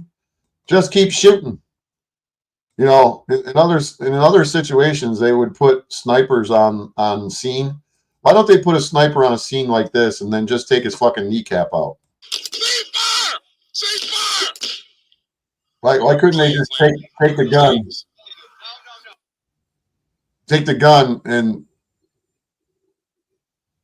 shoot it from, you got. The metal cylindrical item Easton pulled from his pocket was not a firearm. Right. Because the scared police think that it was a gun. So they had to go buck wild and put 35, 40 shots in the man. 9 law enforcement personnel fired their weapons after Easton took a stance as if he had a firearm. 6 MNPD officers, 2 Tennessee State Troopers, and the Mount Juliet officer. The MNPD officers are James Kidd, Justin Pinkleton, Sean Williams. Look at these fucking traitors. Eden Plansick, Sergeant Steve Carrick, and Officer Brian Murphy. This guy, look at that guy. He thinks he's fucking. Look at him stick his chest out. Look at this guy. Look at him sticking his chest out like, I'm a fucking hero. Look at my gold fringe flag behind me. I stand for justice. Da, da, da, da. These 6 MNPD personnel fucking are clowns. presently on routine administrative assignment as a result of the shooting. In the coming days, the Tennessee Bureau of Investigation and the Davidson County District Attorney's Office will continue to investigate and analyze this incident. By policy, the MNPD will also be conducting an administrative review of the interactions you have just seen to ensure that they meet the high standards expected of our officers. So I wonder if Jason Kidd will be commended for what he did and his attempt at his highest standard of de-escalation tactics. Can anybody tell me that those de-escalation tactics that Jason Kidd displayed were of the highest standard? Do any of you doubt that if I was to be on scene and I had a 6-pack of beer hanging by the plastic straps and I pulled one off and I said, "Hey, brother, catch," and I tossed a beer at him and he cracked it open and I said, "Take a seat, man. I'll have a beer with you." And I would crack a beer open, I'd take a sip, and I'd sit down and I'd say, "Have a seat, bro. Tell me what the fuck's going on. What could we do to make life a little easier for you so shit doesn't go sideways here, man?" Would that be out of the fucking question to actually do that? Would that be against protocol? Would that be inhumane? What do you guys think? Do you think just all cops should carry a 6-pack of beer in their trunk? What do you think? Do you think that having a 6-pack of beer in the trunk of your patrol car at all times, even if it's warm, a person in that situation would say, "Fuck, that beer tastes good, even warm"? Wouldn't you think that would be the best de-escalation tactics that you could fucking have? Even if it was a non-alcoholic beer, would they even know at the time? Probably not. Just say, "Here, man, catch this brew. Let's have a fucking conversation, my man." How's about that? Well, Cammed Up Caveman, you're going to have to rewind this to the beginning, and you're more than welcome to slide that red dot way over to the left and listen to it. But they were the 2 charges that I was facing was dismissed. However, the prosecutor's office has tripled down on the charges due to a crazy jackass zebra who was relentless in endless phone calls and harassment of law enforcement and prosecutor's office trying to bring felony charges upon me.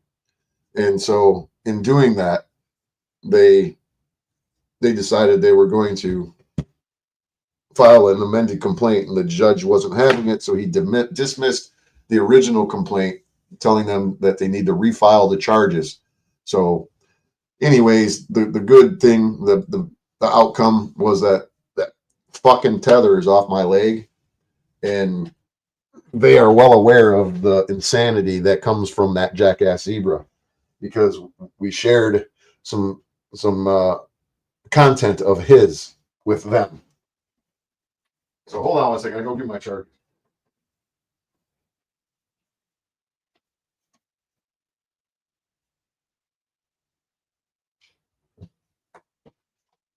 So the charges are, the first original 2 charges are dismissed, but I'm facing 6 other ones, but I'm not sweating it because it's not going to fly. My whole gripe of this entire time wasn't the charges, because I'm confident that I didn't commit a crime. The First Amendment rules over their sorry ass beliefs that crimes have been committed when you say things on the internet. That's not how it works. Somebody with a sorry ass attorney who tells them, "Well, you better plead to this, you know, you're in big trouble." So I'm not worried about it, Cammed Up. I'm actually happy he's picking shit, and no sweat off of my little BB balls, okay? Yeah, you're right. So I'm not going to make this stream all damn night. So I will probably cut this out a little bit. Here is the twist. Now he can sue him for tort and damages, expensive game to play in a kangaroo courts. Well, I'm going to. I would hope that. I hope. I'm not going to say I hope.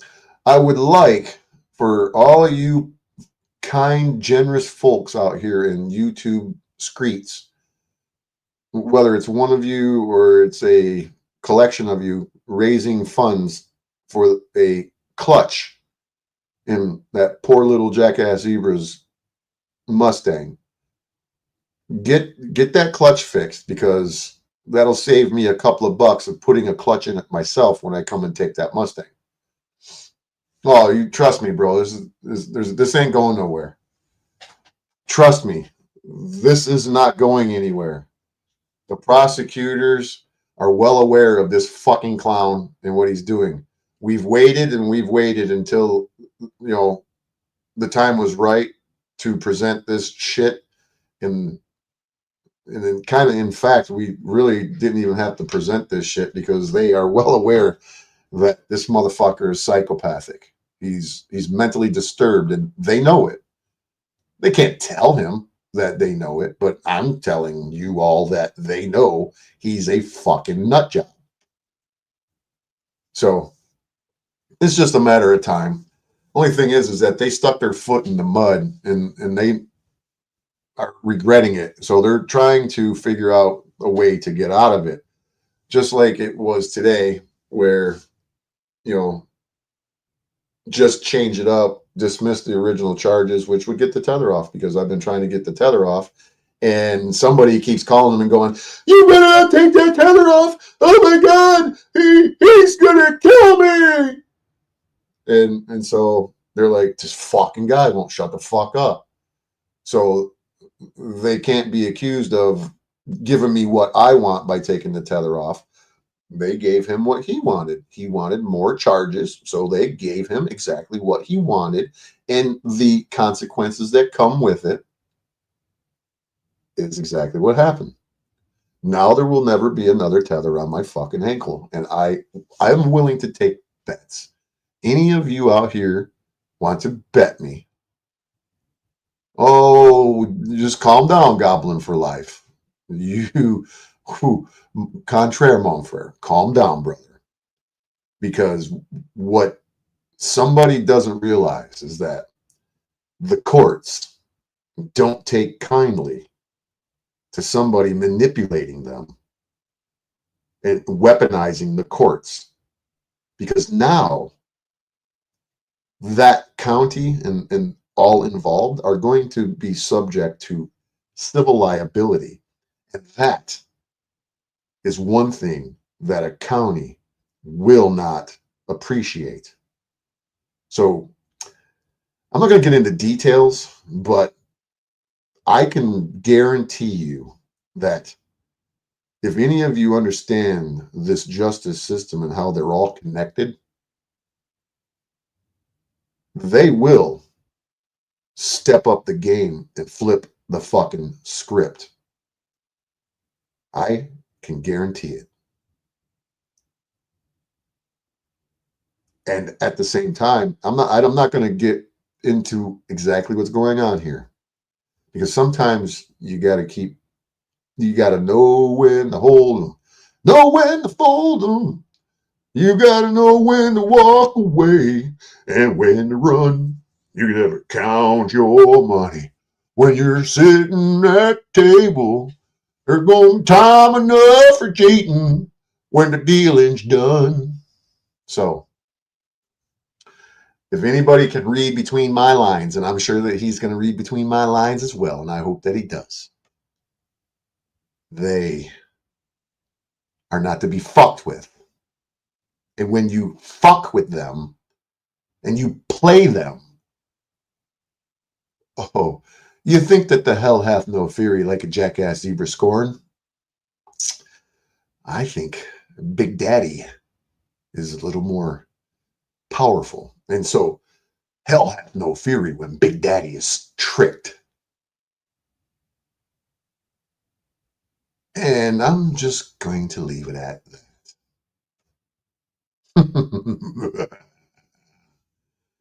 Oh, there's a larger issue at play. Oh, correct. Correct, my friend. So here's another thing, Goblin, and any of you who are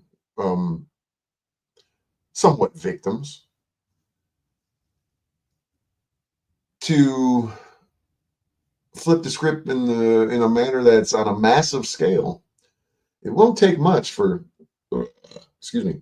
those who have been affected by this fucking clown to step up, go to their local police department, file a fucking complaint, and tell them you want to press charges for threatening, intimidating behavior, or whatever it is, and tell them you want it forwarded to Gilbert, Arizona. Goblin is probably in the vertical version. I'm doing 2 streams at once, Tony. StreamYards has a new option where you can stream in both vertical and landscape modes at the same time. So Goblin is in the vertical mode stream.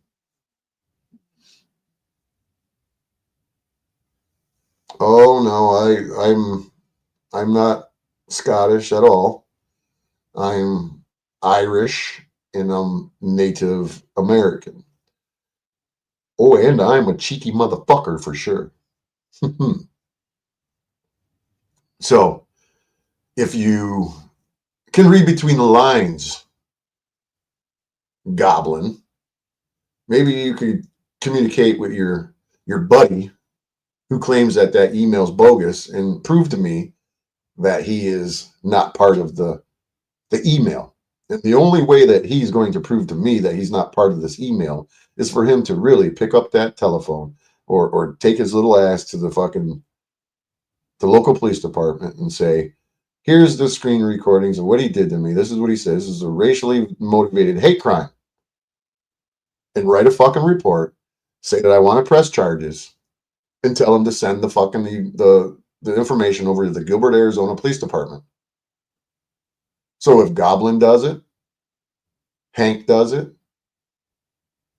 Gigi does it, Flow State does it, King Stephen does it, I do it, and many, many others do it, what do you think will happen to them?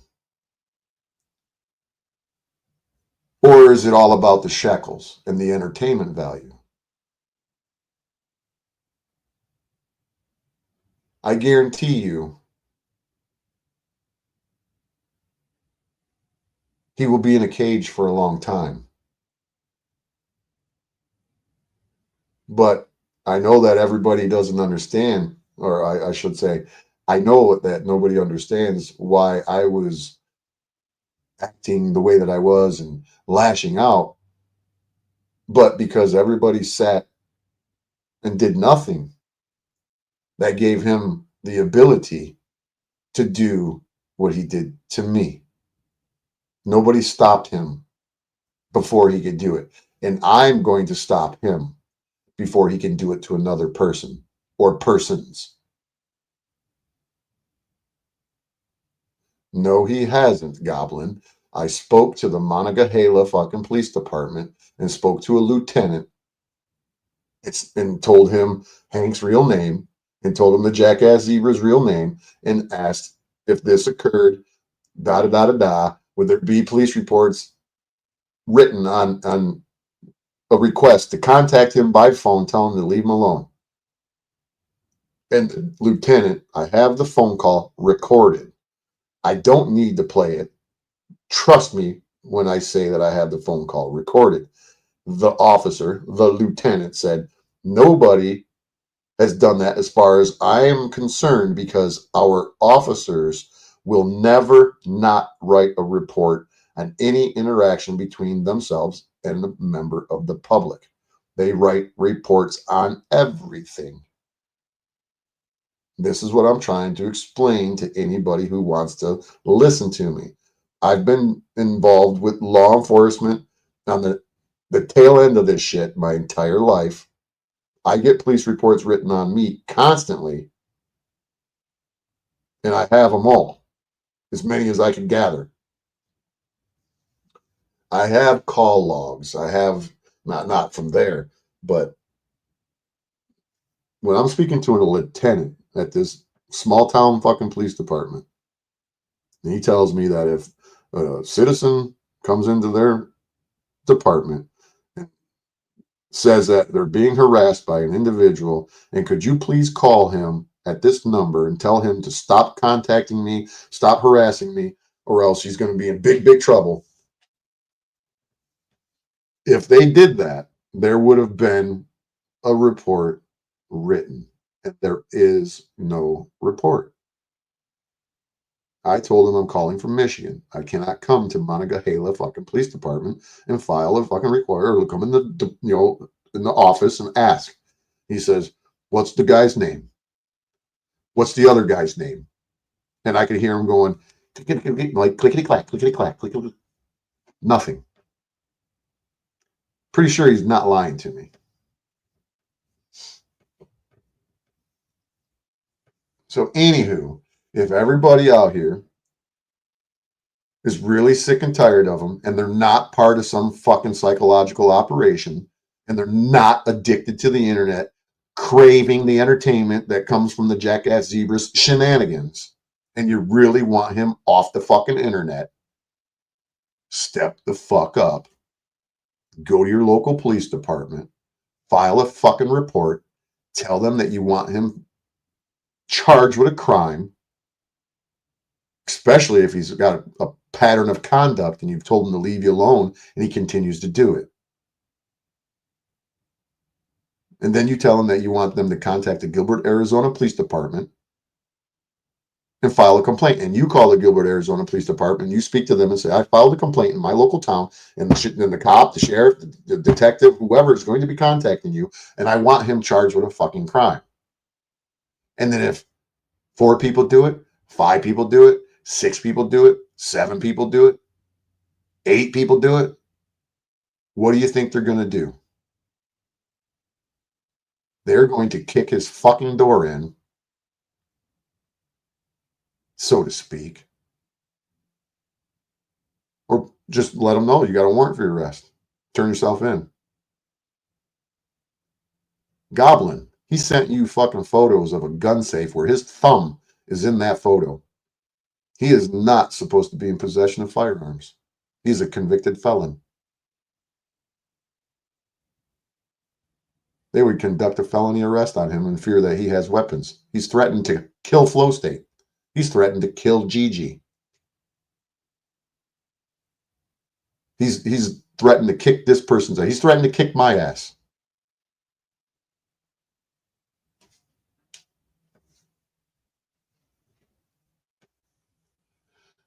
So anywho, I'm not going to continue to press the issue of you guys doing something to get this guy off the internet because he's a bad fucking apple.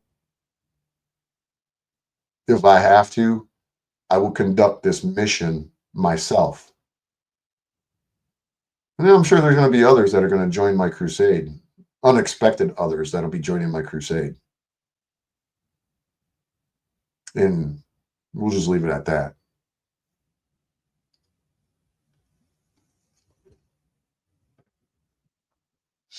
Oh, I'm not that mouthy? You hear worse shit shouted in the street, huh? Well, you must not have been around long enough. Apparently, I'm unhinged. Apparently, I'm a crazy apple, a sad apple, a crab apple. I'm everything but bad apple media. I'm not successful. I can't get 5 people to watch me. Nobody likes me. I'm just a sad excuse of a YouTuber. I should stay offline.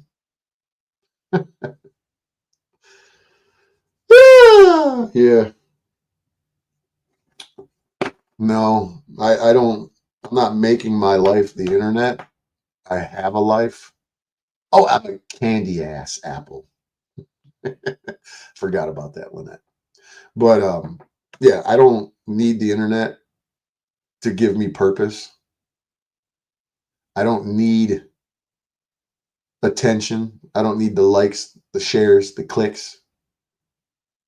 I don't need that to feel complete in my life. I'm very, very secure in my existence without having this addicted shit in my life.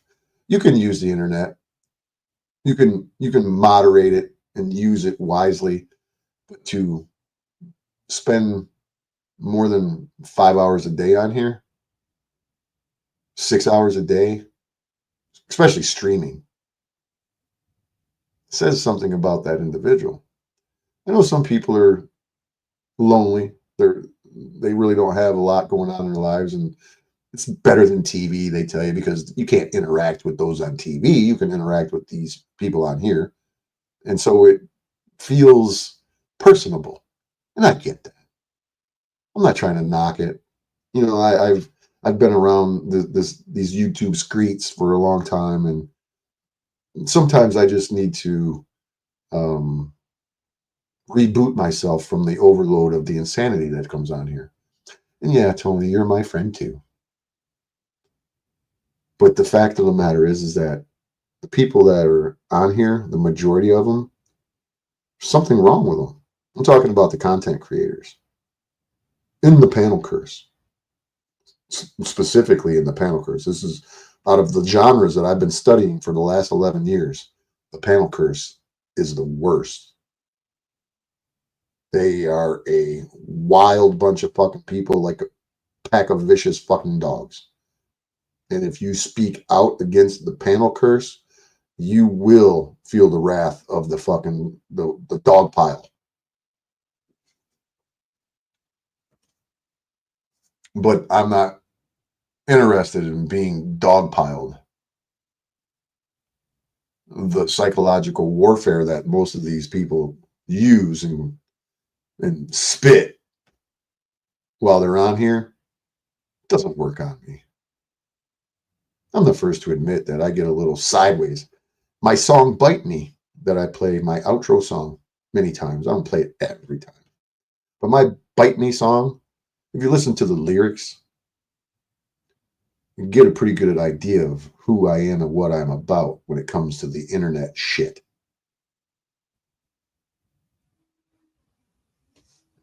And if I have to play the version with the lyrics on it at the end of this, I'll do that. Would you like me to play the version with the lyrics on the screen, Lynette, on tonight's sign out? On tonight's outro? Would you like the lyrical version?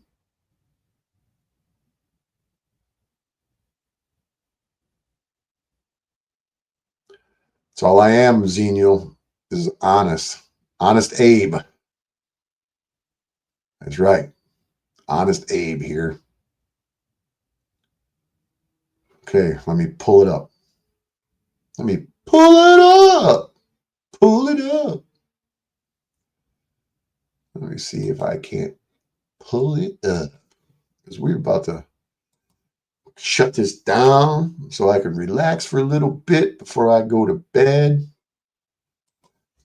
T-Rain says that he was going to come on here and he didn't show up. He must have fell asleep, or he's doing his own live, or I don't know what. I don't know what. Let me see if I can't pull it up. Let me see if I can't pull it up. Well, there it is. Look at that. Is this the... Let me see. Let me make sure that this is it. Holy crap, that's loud. I don't know if you guys can hear it. I can hear it on my end.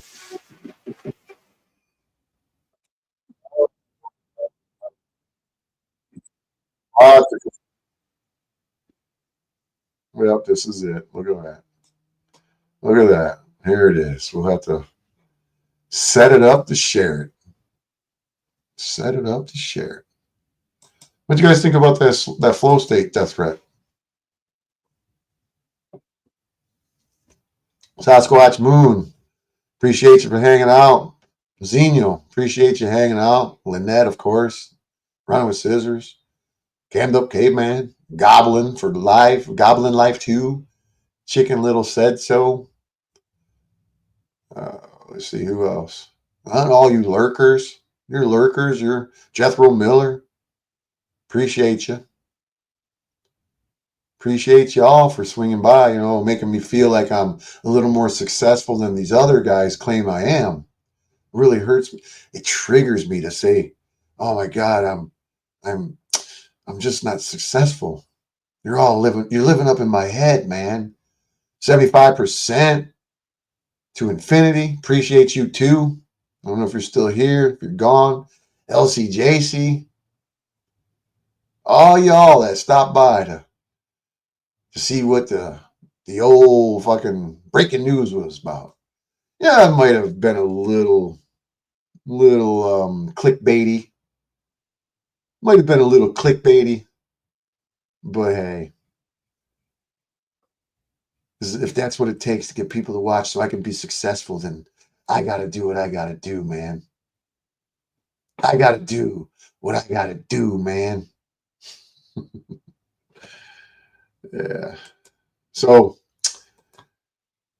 I guess what we're going to do is we're going to call it a night. And, the moral support is all I really need. And you don't even have to agree with me. I don't have a problem with somebody disagreeing with me. I don't have a problem with somebody making fun of me. I don't have a problem with somebody calling me names and trying to drag me through the mud. But what I do care about, and I will not tolerate, and I will react to it in an aggressive manner and allow my passion to appear as extreme anger so people could label me as unhinged and psycho and weird and whatever it is that you want to call me. But after today, I got this fucking tether off of my leg. I'm a little more at peace. And Lynette, I'm going to kick your ass. Oh, poop! Please don't call the police on me. Please don't call the police on me, Lynette. But I'm gonna stick my foot up your butt, Lynette. And thank you for the super sticker. I appreciate you. I really do. And when I do come out to your side of town, I'm at least going to take you out to dinner and treat you to a good meal. Fucking goofball. Sending me money. Stop it. Stop it. So I do appreciate y'all. Even you lurkers who ain't got the guts to say something to me. I appreciate you. I really do. And maybe we could, some of you who think that I'm a terrible person, that my content's boring, and that I'm unhinged, and I'm the wild man, whatever it is, maybe we could all start anew. Maybe we could. I got some shekels. I got some shekels. Thanks for the shekels. Oh, hey, sorry, before we go, I found the girl. I found her. I was telling you guys the other night, now that I'm saying shekels, I found her the other night. Let me pull it up, and I'll let you check her out and see if you guys remember who she is. The only thing that I could find from her was, I think it was on Rumble. I might have to go to Rumble and play it. Sophia. Sophia was her name. And she was 14 years old. And let me see if it's in my history. Let me see if I can't find it. No, let me go back. What the hell? What the hell? What the hell? I'm going to close that. I'm going to close that channel content. My microphone's in the way I can't see. Okay. All right. History. There we go. I clicked the wrong one. So let's see if I can't find it. Where could it be? Is it in here? No. Let me see. I think it was on. Yeah, I definitely think it was on Rumble that I found it. Yeah, it was on Rumble. So maybe let me see if I can't find it on here. on the tube. So let me see if Sophie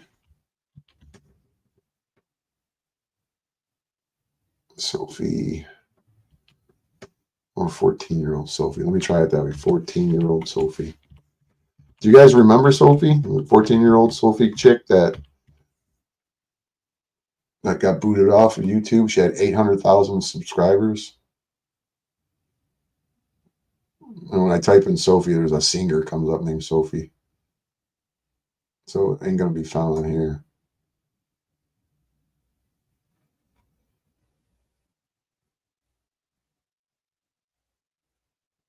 Oh, that ain't her.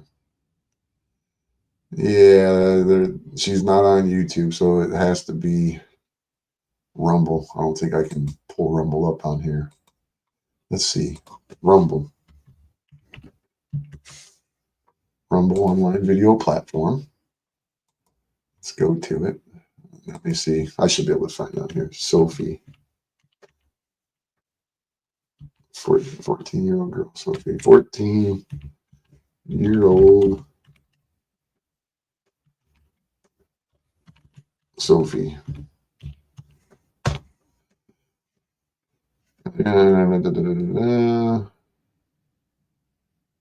See if it popped up. I found it the other day.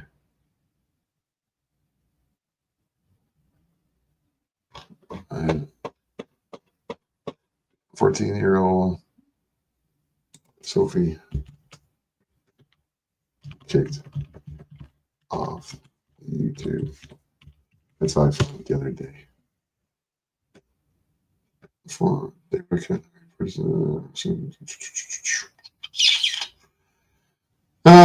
yeah, they're not letting me see it. But her name was Sophie, and she was funny as hell. And she was actually attacking Muslims and saying some of the most fucked up shit, like how they like little girls and this. Yeah, so look her up. If you can find her, you'll probably get a kick out of it, what she was saying back then. But yeah, Sophie. Running with Scissors, member for 6 months. Well, thank you. Thank you very much for being such a loyal subscriber and member to my channel. I couldn't do it without you. Sophia was bitten by walkers. I do thank you for the popcorn on the chat room floor. You guys better sweep up before you get the fuck out of here. Oh, you like my stuff even when I'm angry? You won't like me when I'm angry. Me and David Banner have the same kind of attitude. You won't like me when I'm angry. You're funny as fuck and you matter. Don't let cunts like Snaps get you down. Oh, no, he don't get me down. Only thing that got me down is I had a fucking goddamn tether on my fucking ankle. It was messing with my fucking life, my job, and all that shit. My sleep, my shower time. Hiding it from my fucking daughter because I didn't want her to be traumatized. My daughters, my grandkids. I didn't want them to be traumatized by them fearing that I'm in trouble and, whatever. But, excuse me. Sophia was bit. Well, who's she bit by? What are you guys talking about? We'll get back to the funny stuff, man. I swear to God, we will. We will get back to the funny. But in the meantime, I'm still being a little serious here. I'm serial. I'm fucking serial, man. Like meow, I'm a little serial. Thanks for the shekels, Lynette. I appreciate you. And probably tomorrow, Lynette will be a 5-month member. So, you guys, Xenio, what happened? Xenio, you're a member. How long have you been a member? How the hell long have you been? 3 months? Love from the weirdo over pond. Love you. You're not a weirdo. You're all right in my book. Where at over the pond are you? What land are you in? Because I might be coming over to that area of the world soon. I want to go to the Isle of Man. I want to enjoy that time. Oh, 7 months. All right. I thought you were behind Tony, but you're in front of Tony. Okay. 7 months. Well, a pre 7-month anniversary. Thank you. Thank you. Thank you very much. Sexy voice. No. Who's got a sexy voice? Sophia? Sexy voice? Sophia had a sexy voice? I don't know about that. If that's what you're saying. But yeah. I think this has been a pretty cool live stream, if you ask me. Yeah. You voted for beer for the helping the guy in the cop fucking incident, Xenio? Me too. I vote beer. I'm just scrolling through messages here. I should have been putting them up on the board like real. Yes, TT Isle of Man. Yeah, I want to go and watch it and enjoy that shit. Because I myself used to be a crotch rocket pilot, and the fastest that I've ever gone on a two-wheel machine was 210 miles an hour on I forget the year. I think it was in 87 or 88, maybe in 89. Can't remember the year. Mid to late 80s. Yamaha RR 1100 with nitrous on it. Fuck yeah, the Isle of Man, bro. Fucking A, dog.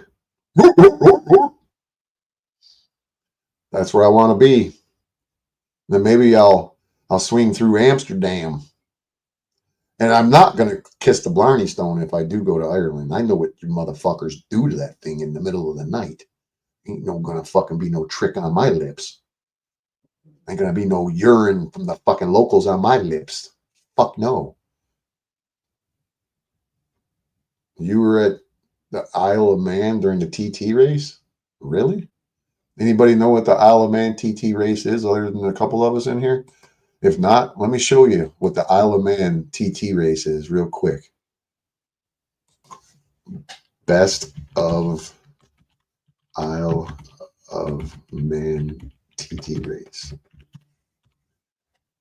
Here we go. All right. This is the... God dang it. I'm going to turn the volume down on this. I got to re up my commercials. All right. So here we go. All right. So let's share this tab. Let's blow it up so you get the full effect. Let's see, make sure you're seeing it. This is the Isle of Man, the TT race. Check it out. Ready, set, go.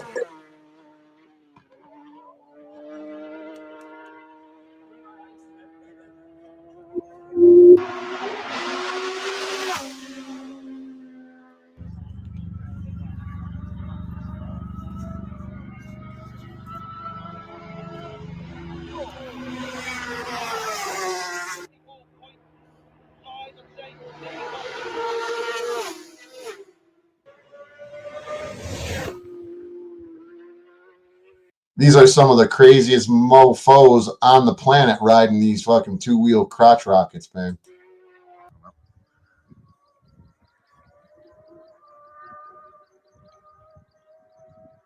They go from the city into the country, out into the coastline.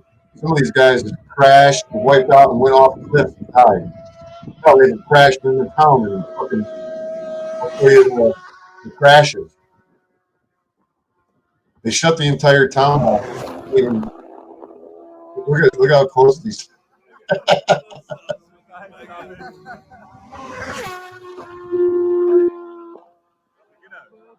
On the session, quite interesting.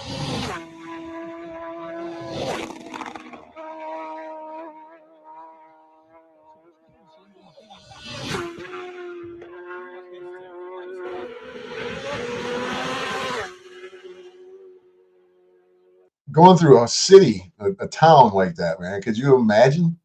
Could you imagine doing that on a bike? I did 210 miles an hour on the expressway, and it was incredible. It was incredible. Let me share this with you. Let me show you this shit. Let's do this. Let's do this one. You'll get a oh shit on this one.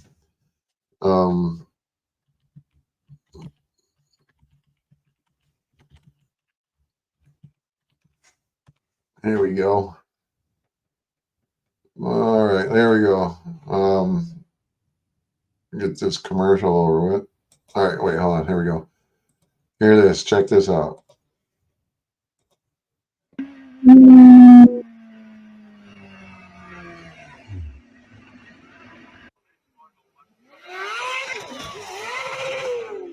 That dude's dead.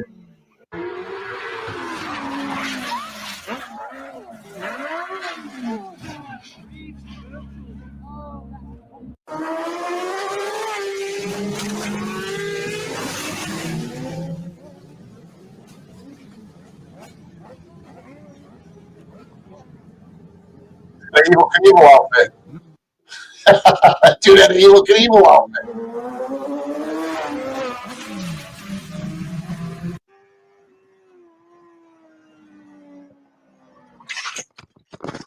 Ouch. That one dude hit the wall.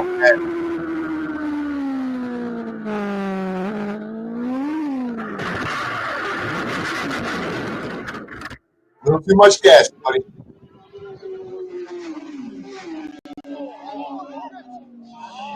Shit.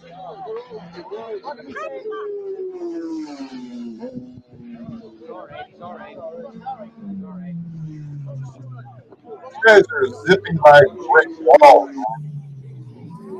Zipping by brick walls. Look at these walls over here. Fucking insane.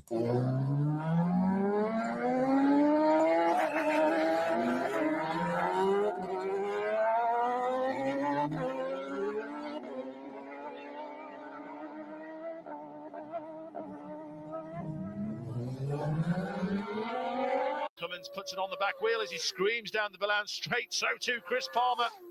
Oh, riders off. Oh, that looks nasty. Flames everywhere. Huge impact. Marshals very quickly respond, making their way to the rider. And that is Connor Cummins in second place. So they're going, down, and that's Cummins. Oh, another bike. Oh, two bikes down, three bikes down. There dear. Mayhem. Oh, more as well. Look, they're tripping over each other in bunches now. Everybody knows that's going to be a red flag. 700-pound Yeah, red flags are out in the background, Rich. Yeah, that was not nice, was it? That one right here, this guy right here. Let's watch this in slow-mo. This guy right here, I can probably guarantee you that he is no longer, unfortunately, with us.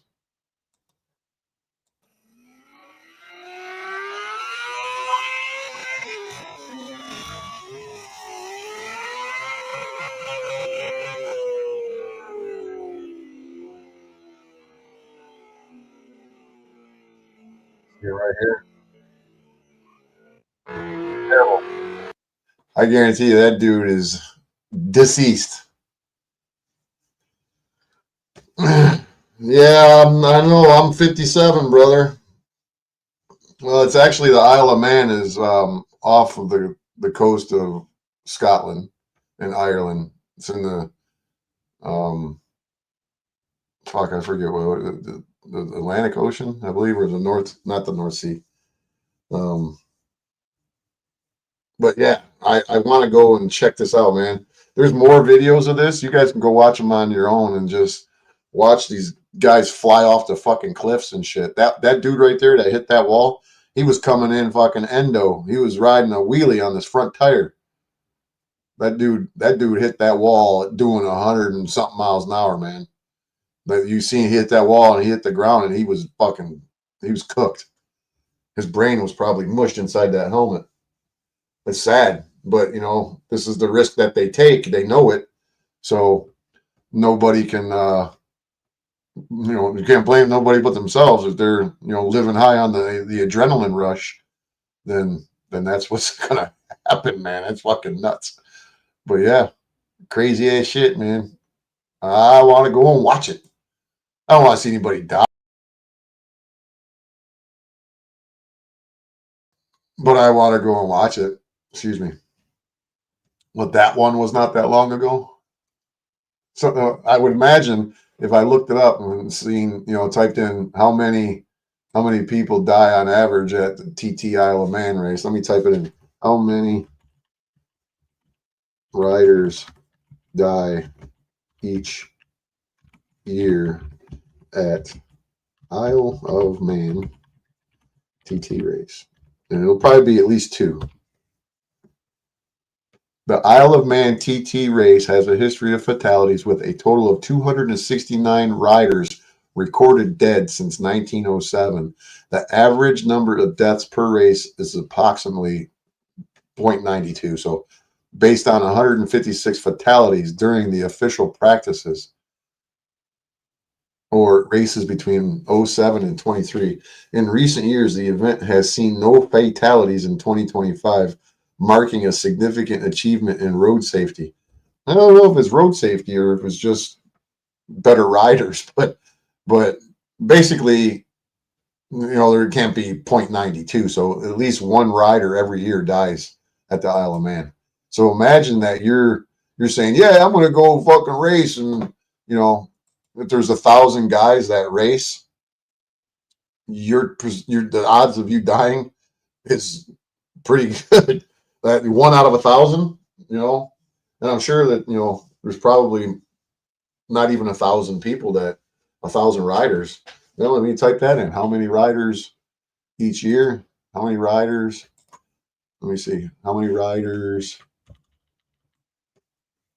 enter the Isle of Man TT race each year?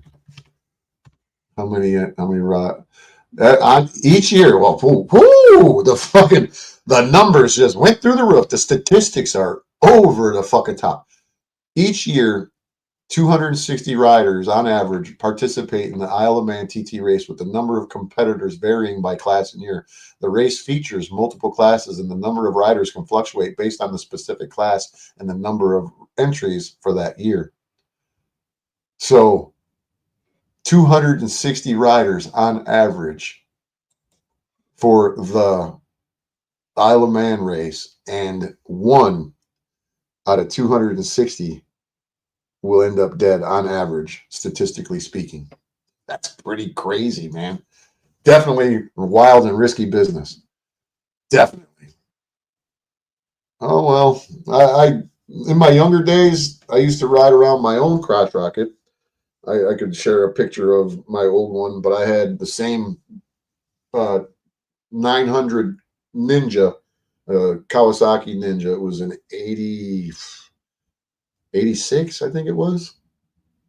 It was the same bike that Tom Cruise rode in Top Gun, that he was riding in that movie, that crotch rocket. I had the same one. It was a 900, and I could get that bike up to 165. That's the fastest that I could get that bike up to. It might have went a little bit faster, but it was really sketch. The front end was floating up and the ass end would shake. I could show you where, it was like the front end was like floating, like woo, woo, woo, and the ass end would shimmy. Maybe my tire was out of balance. I don't know. But I got to $165 and I was like, yeah, that's pretty fucking fast, especially when I'm riding with shorts and a fucking tank top. I passed this car up on the expressway and I got off at the exit ramp on Hoover and 696 here in the Detroit area. And that car caught up to me, when I was sitting at the light, and they got up next to me and like, hey man, you're fucking crazy, dude. How fast were you going when you passed us? And I had my full face helmet on and I yelled $165. And the dude goes, fuck that. You weren't doing 65. You were going way faster than 65, because he didn't hear me say buck. And then so I'm like, I lifted up my helmet. I pulled it up so you could see my mouth. And I said, I didn't say 65. I said 165. And he was like, dude, you're fucking nuts, bro. and then I went home and parked it. And I thought about it for a minute, that dude telling me that I was fucking nuts. And my first daughter was just born. And I said, I looked at my daughter, I picked her up, and I held her. And I said, you know what? I don't want to be mincemeat on the highway and miss this thing. So I sold it. I never rode it again after that. Because some guy told me I was fucking nuts. And so I went to a Harley Davidson, to a chill bike. I didn't get rid of riding altogether. I just got rid of the crotch rocket and I went to a Harley.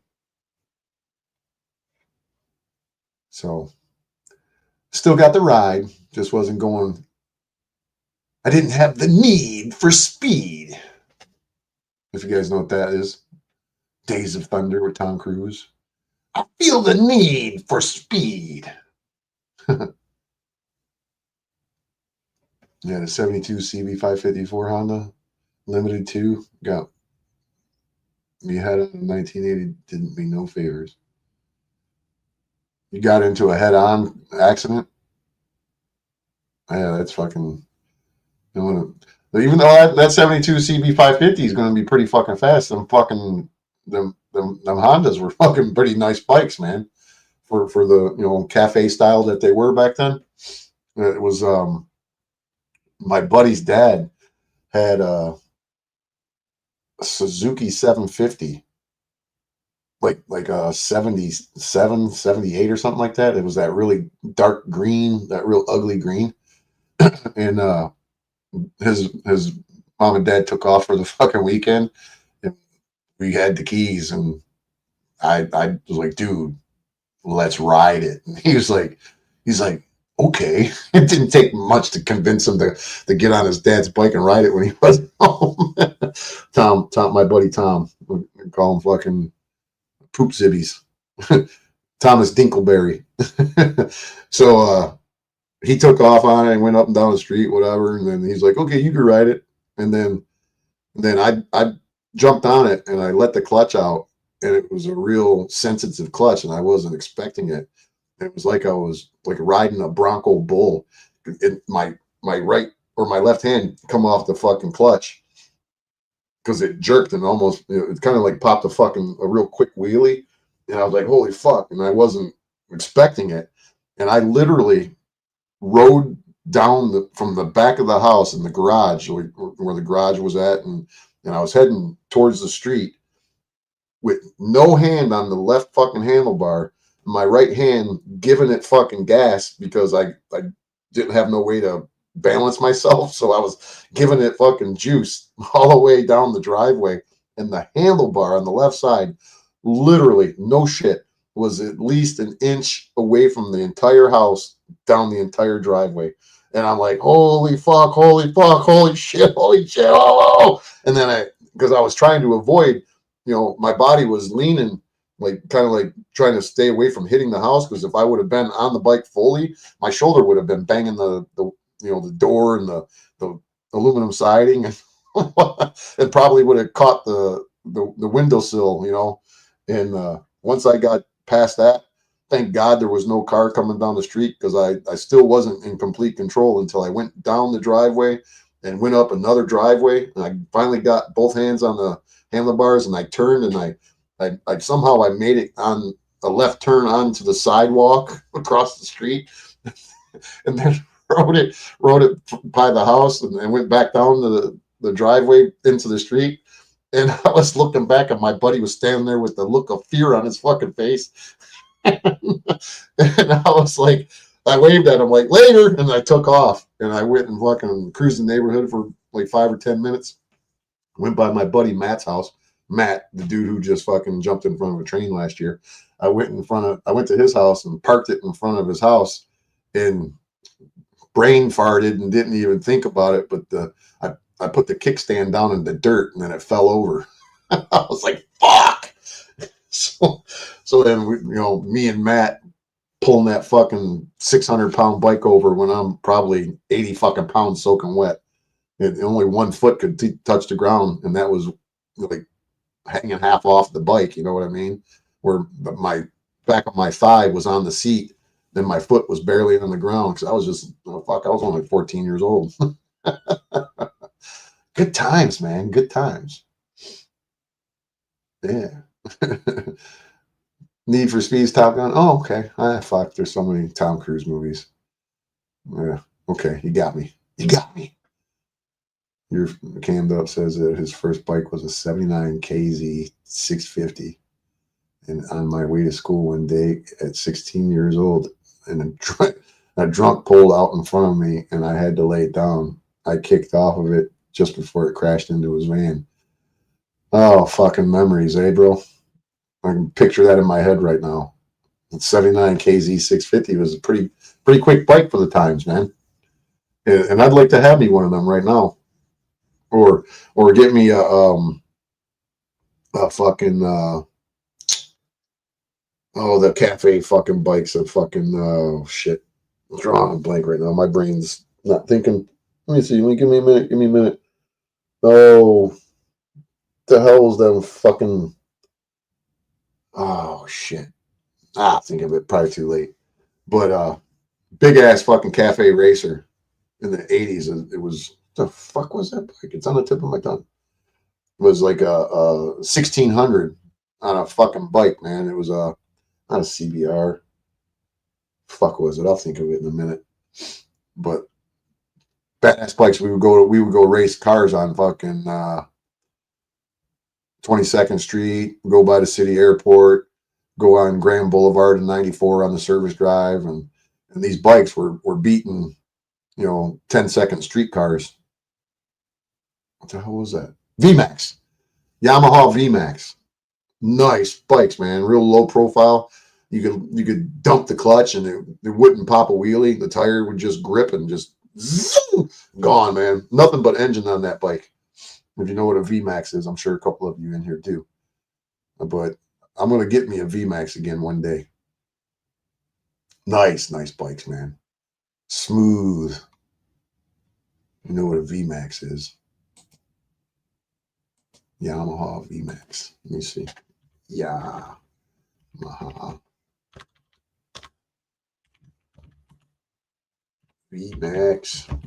1987.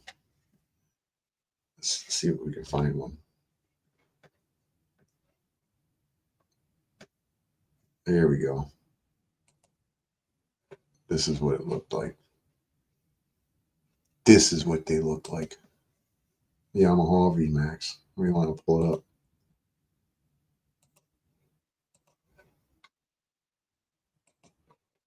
Right here. This is what they used to.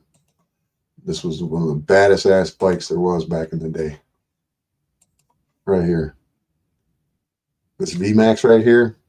Psh, lightning quick, man. Lightning quick.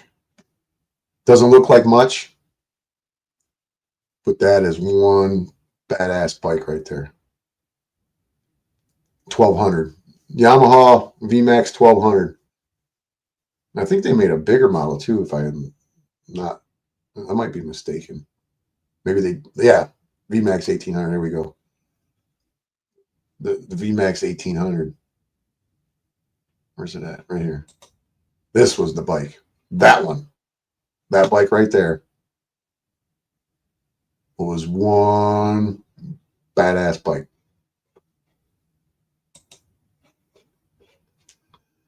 Yep.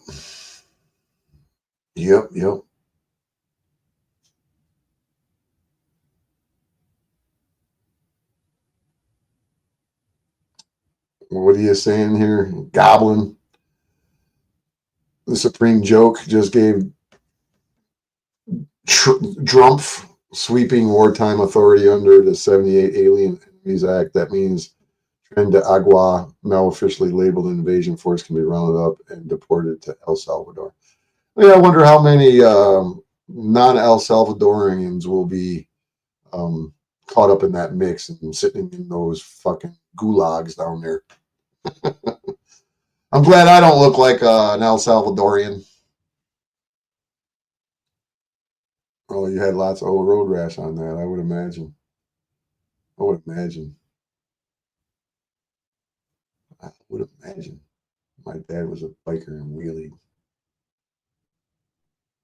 I got a Harley. I got a 2008 full dresser, ultra classic 105th anniversary edition. I haven't rode it, not much at all. I'm kind of busy. You want to do it? What do you mean? You want to do it? What do you mean you want to do it? What do you mean you want to do it? Is that some sexual kind of proposition?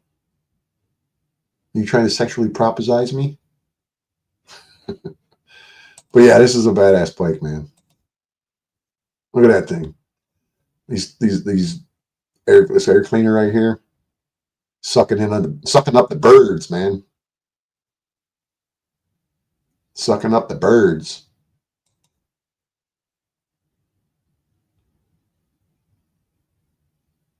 Hell yeah, I'm gonna get me one.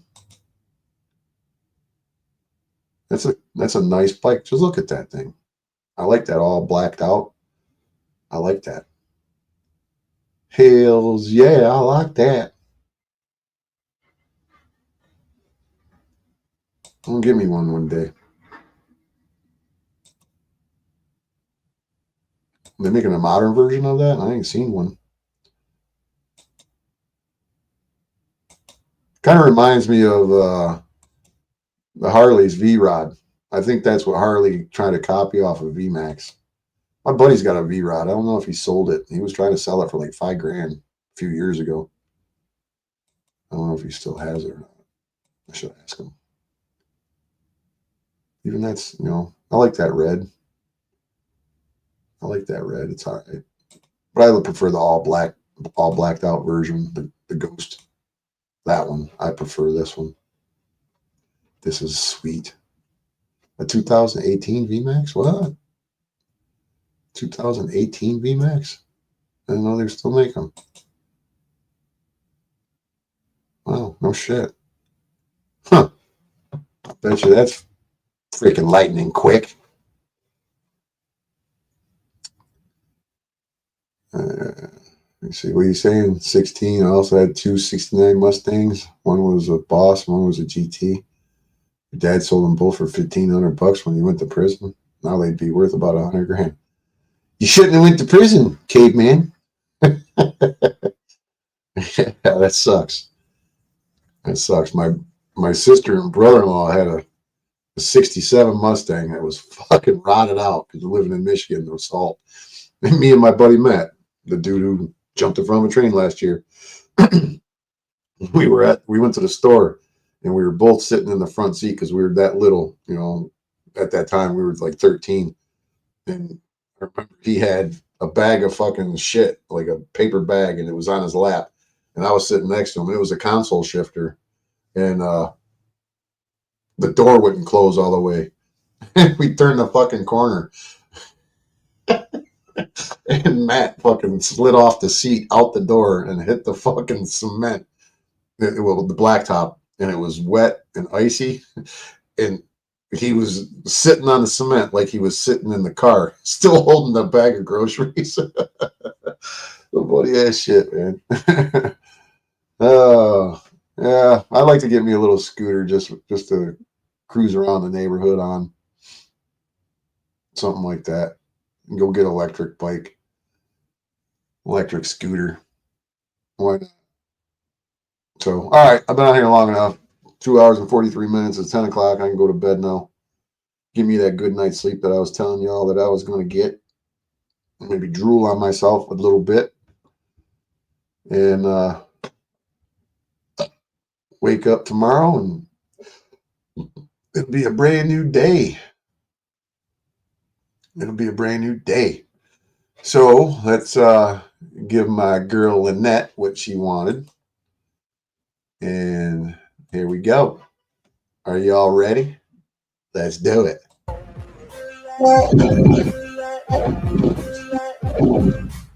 no motherfucker in this room. like me. Open up your eyes and insert a little rising. You don't have to love me, you don't have to like me. Got enough love in myself, in my psyche. You should have the same in your brain nightly. If you wanna taste, bitch, you can fucking try me. If you wanna hate, bitch, you know where to find me. And if you go and hate this, you can fucking bite me. I'll be cruising in my lane fast, call it high speed. I've been working hard, yeah, I've been working nightly. If you think you'll win, ha, not fucking likely. I be taking shots, yeah, cold-blooded, icy. Watching numbers grow is what I call sightseeing. In the front row, run it up when they hype me. The following grows, they know how to ignite me. Call me CEO, I've been running shit right, see. And I ain't playing games, I create my own lane, making pleasure out of pain, turning losses into gains, I'm the boss, I'm making change, I've been rocking this exchange, popping off and risking things, gonna make a fucking name, I just wanna be famous. But I don't want that cheap fame, no I'm not that vain, I just wanna be greatness. I just wanna be greatness. I just wanna be greatness. I just wanna be greatness. Ain't no motherfucker in this world could do it like me. Open up your eyes and insert a little rising. You don't have to love me, you don't have to like me. Got enough love in myself, in my psyche. You should have the same in your brain nightly. If you wanna taste, bitch, you can fucking try me. If you wanna hate, bitch, you know where to find me. And if you go and hate this, you can fucking bite me. Okay, I'm going off every chance I get. I don't really take a loss, well, I'll admit. That's why I'll make it to the top, yeah, I commit. And no, I'm never getting lost, I get after it. Investing in my own stock, cause it's faster than any crypto hits go. Let me spend everything that you see is something I invent. And it's only a percent. I'm gonna take shots. If I miss off, forget it. I'll take a fat loss just to learn all that's in it. I'm taking snapshots, learning how to fall and get it. I'm getting back up, always stand tall, don't sweat it. I never back up, I don't miss a thing or regret it. I'm always learning, you could call me academic. I'm always working, never been apathetic. Bad energy is like a poison, needs some antiseptic. Ain't no motherfucker in this world can do it like me. Open up your eyes and insert a little rising. You don't have to love me, you don't have to like me. Got enough love in myself, in my psyche. You should have the same in your brain nightly. If you want to taste, bitch, you can fucking try me. If you want to hate, bitch, you know where to find me. And if you go and hate this, you can fucking fight me. Ain't no motherfucker in this world can do it like me. Open up your eyes and insert a little rising. You don't have to love me, you don't have to like me. Got enough love in myself, in my psyche. You should have the same in your brain nightly. If you want to taste, bitch, you can fucking try me. If you want to hate, bitch, you know where to find me. And if you go and hate this, you can fucking bite me.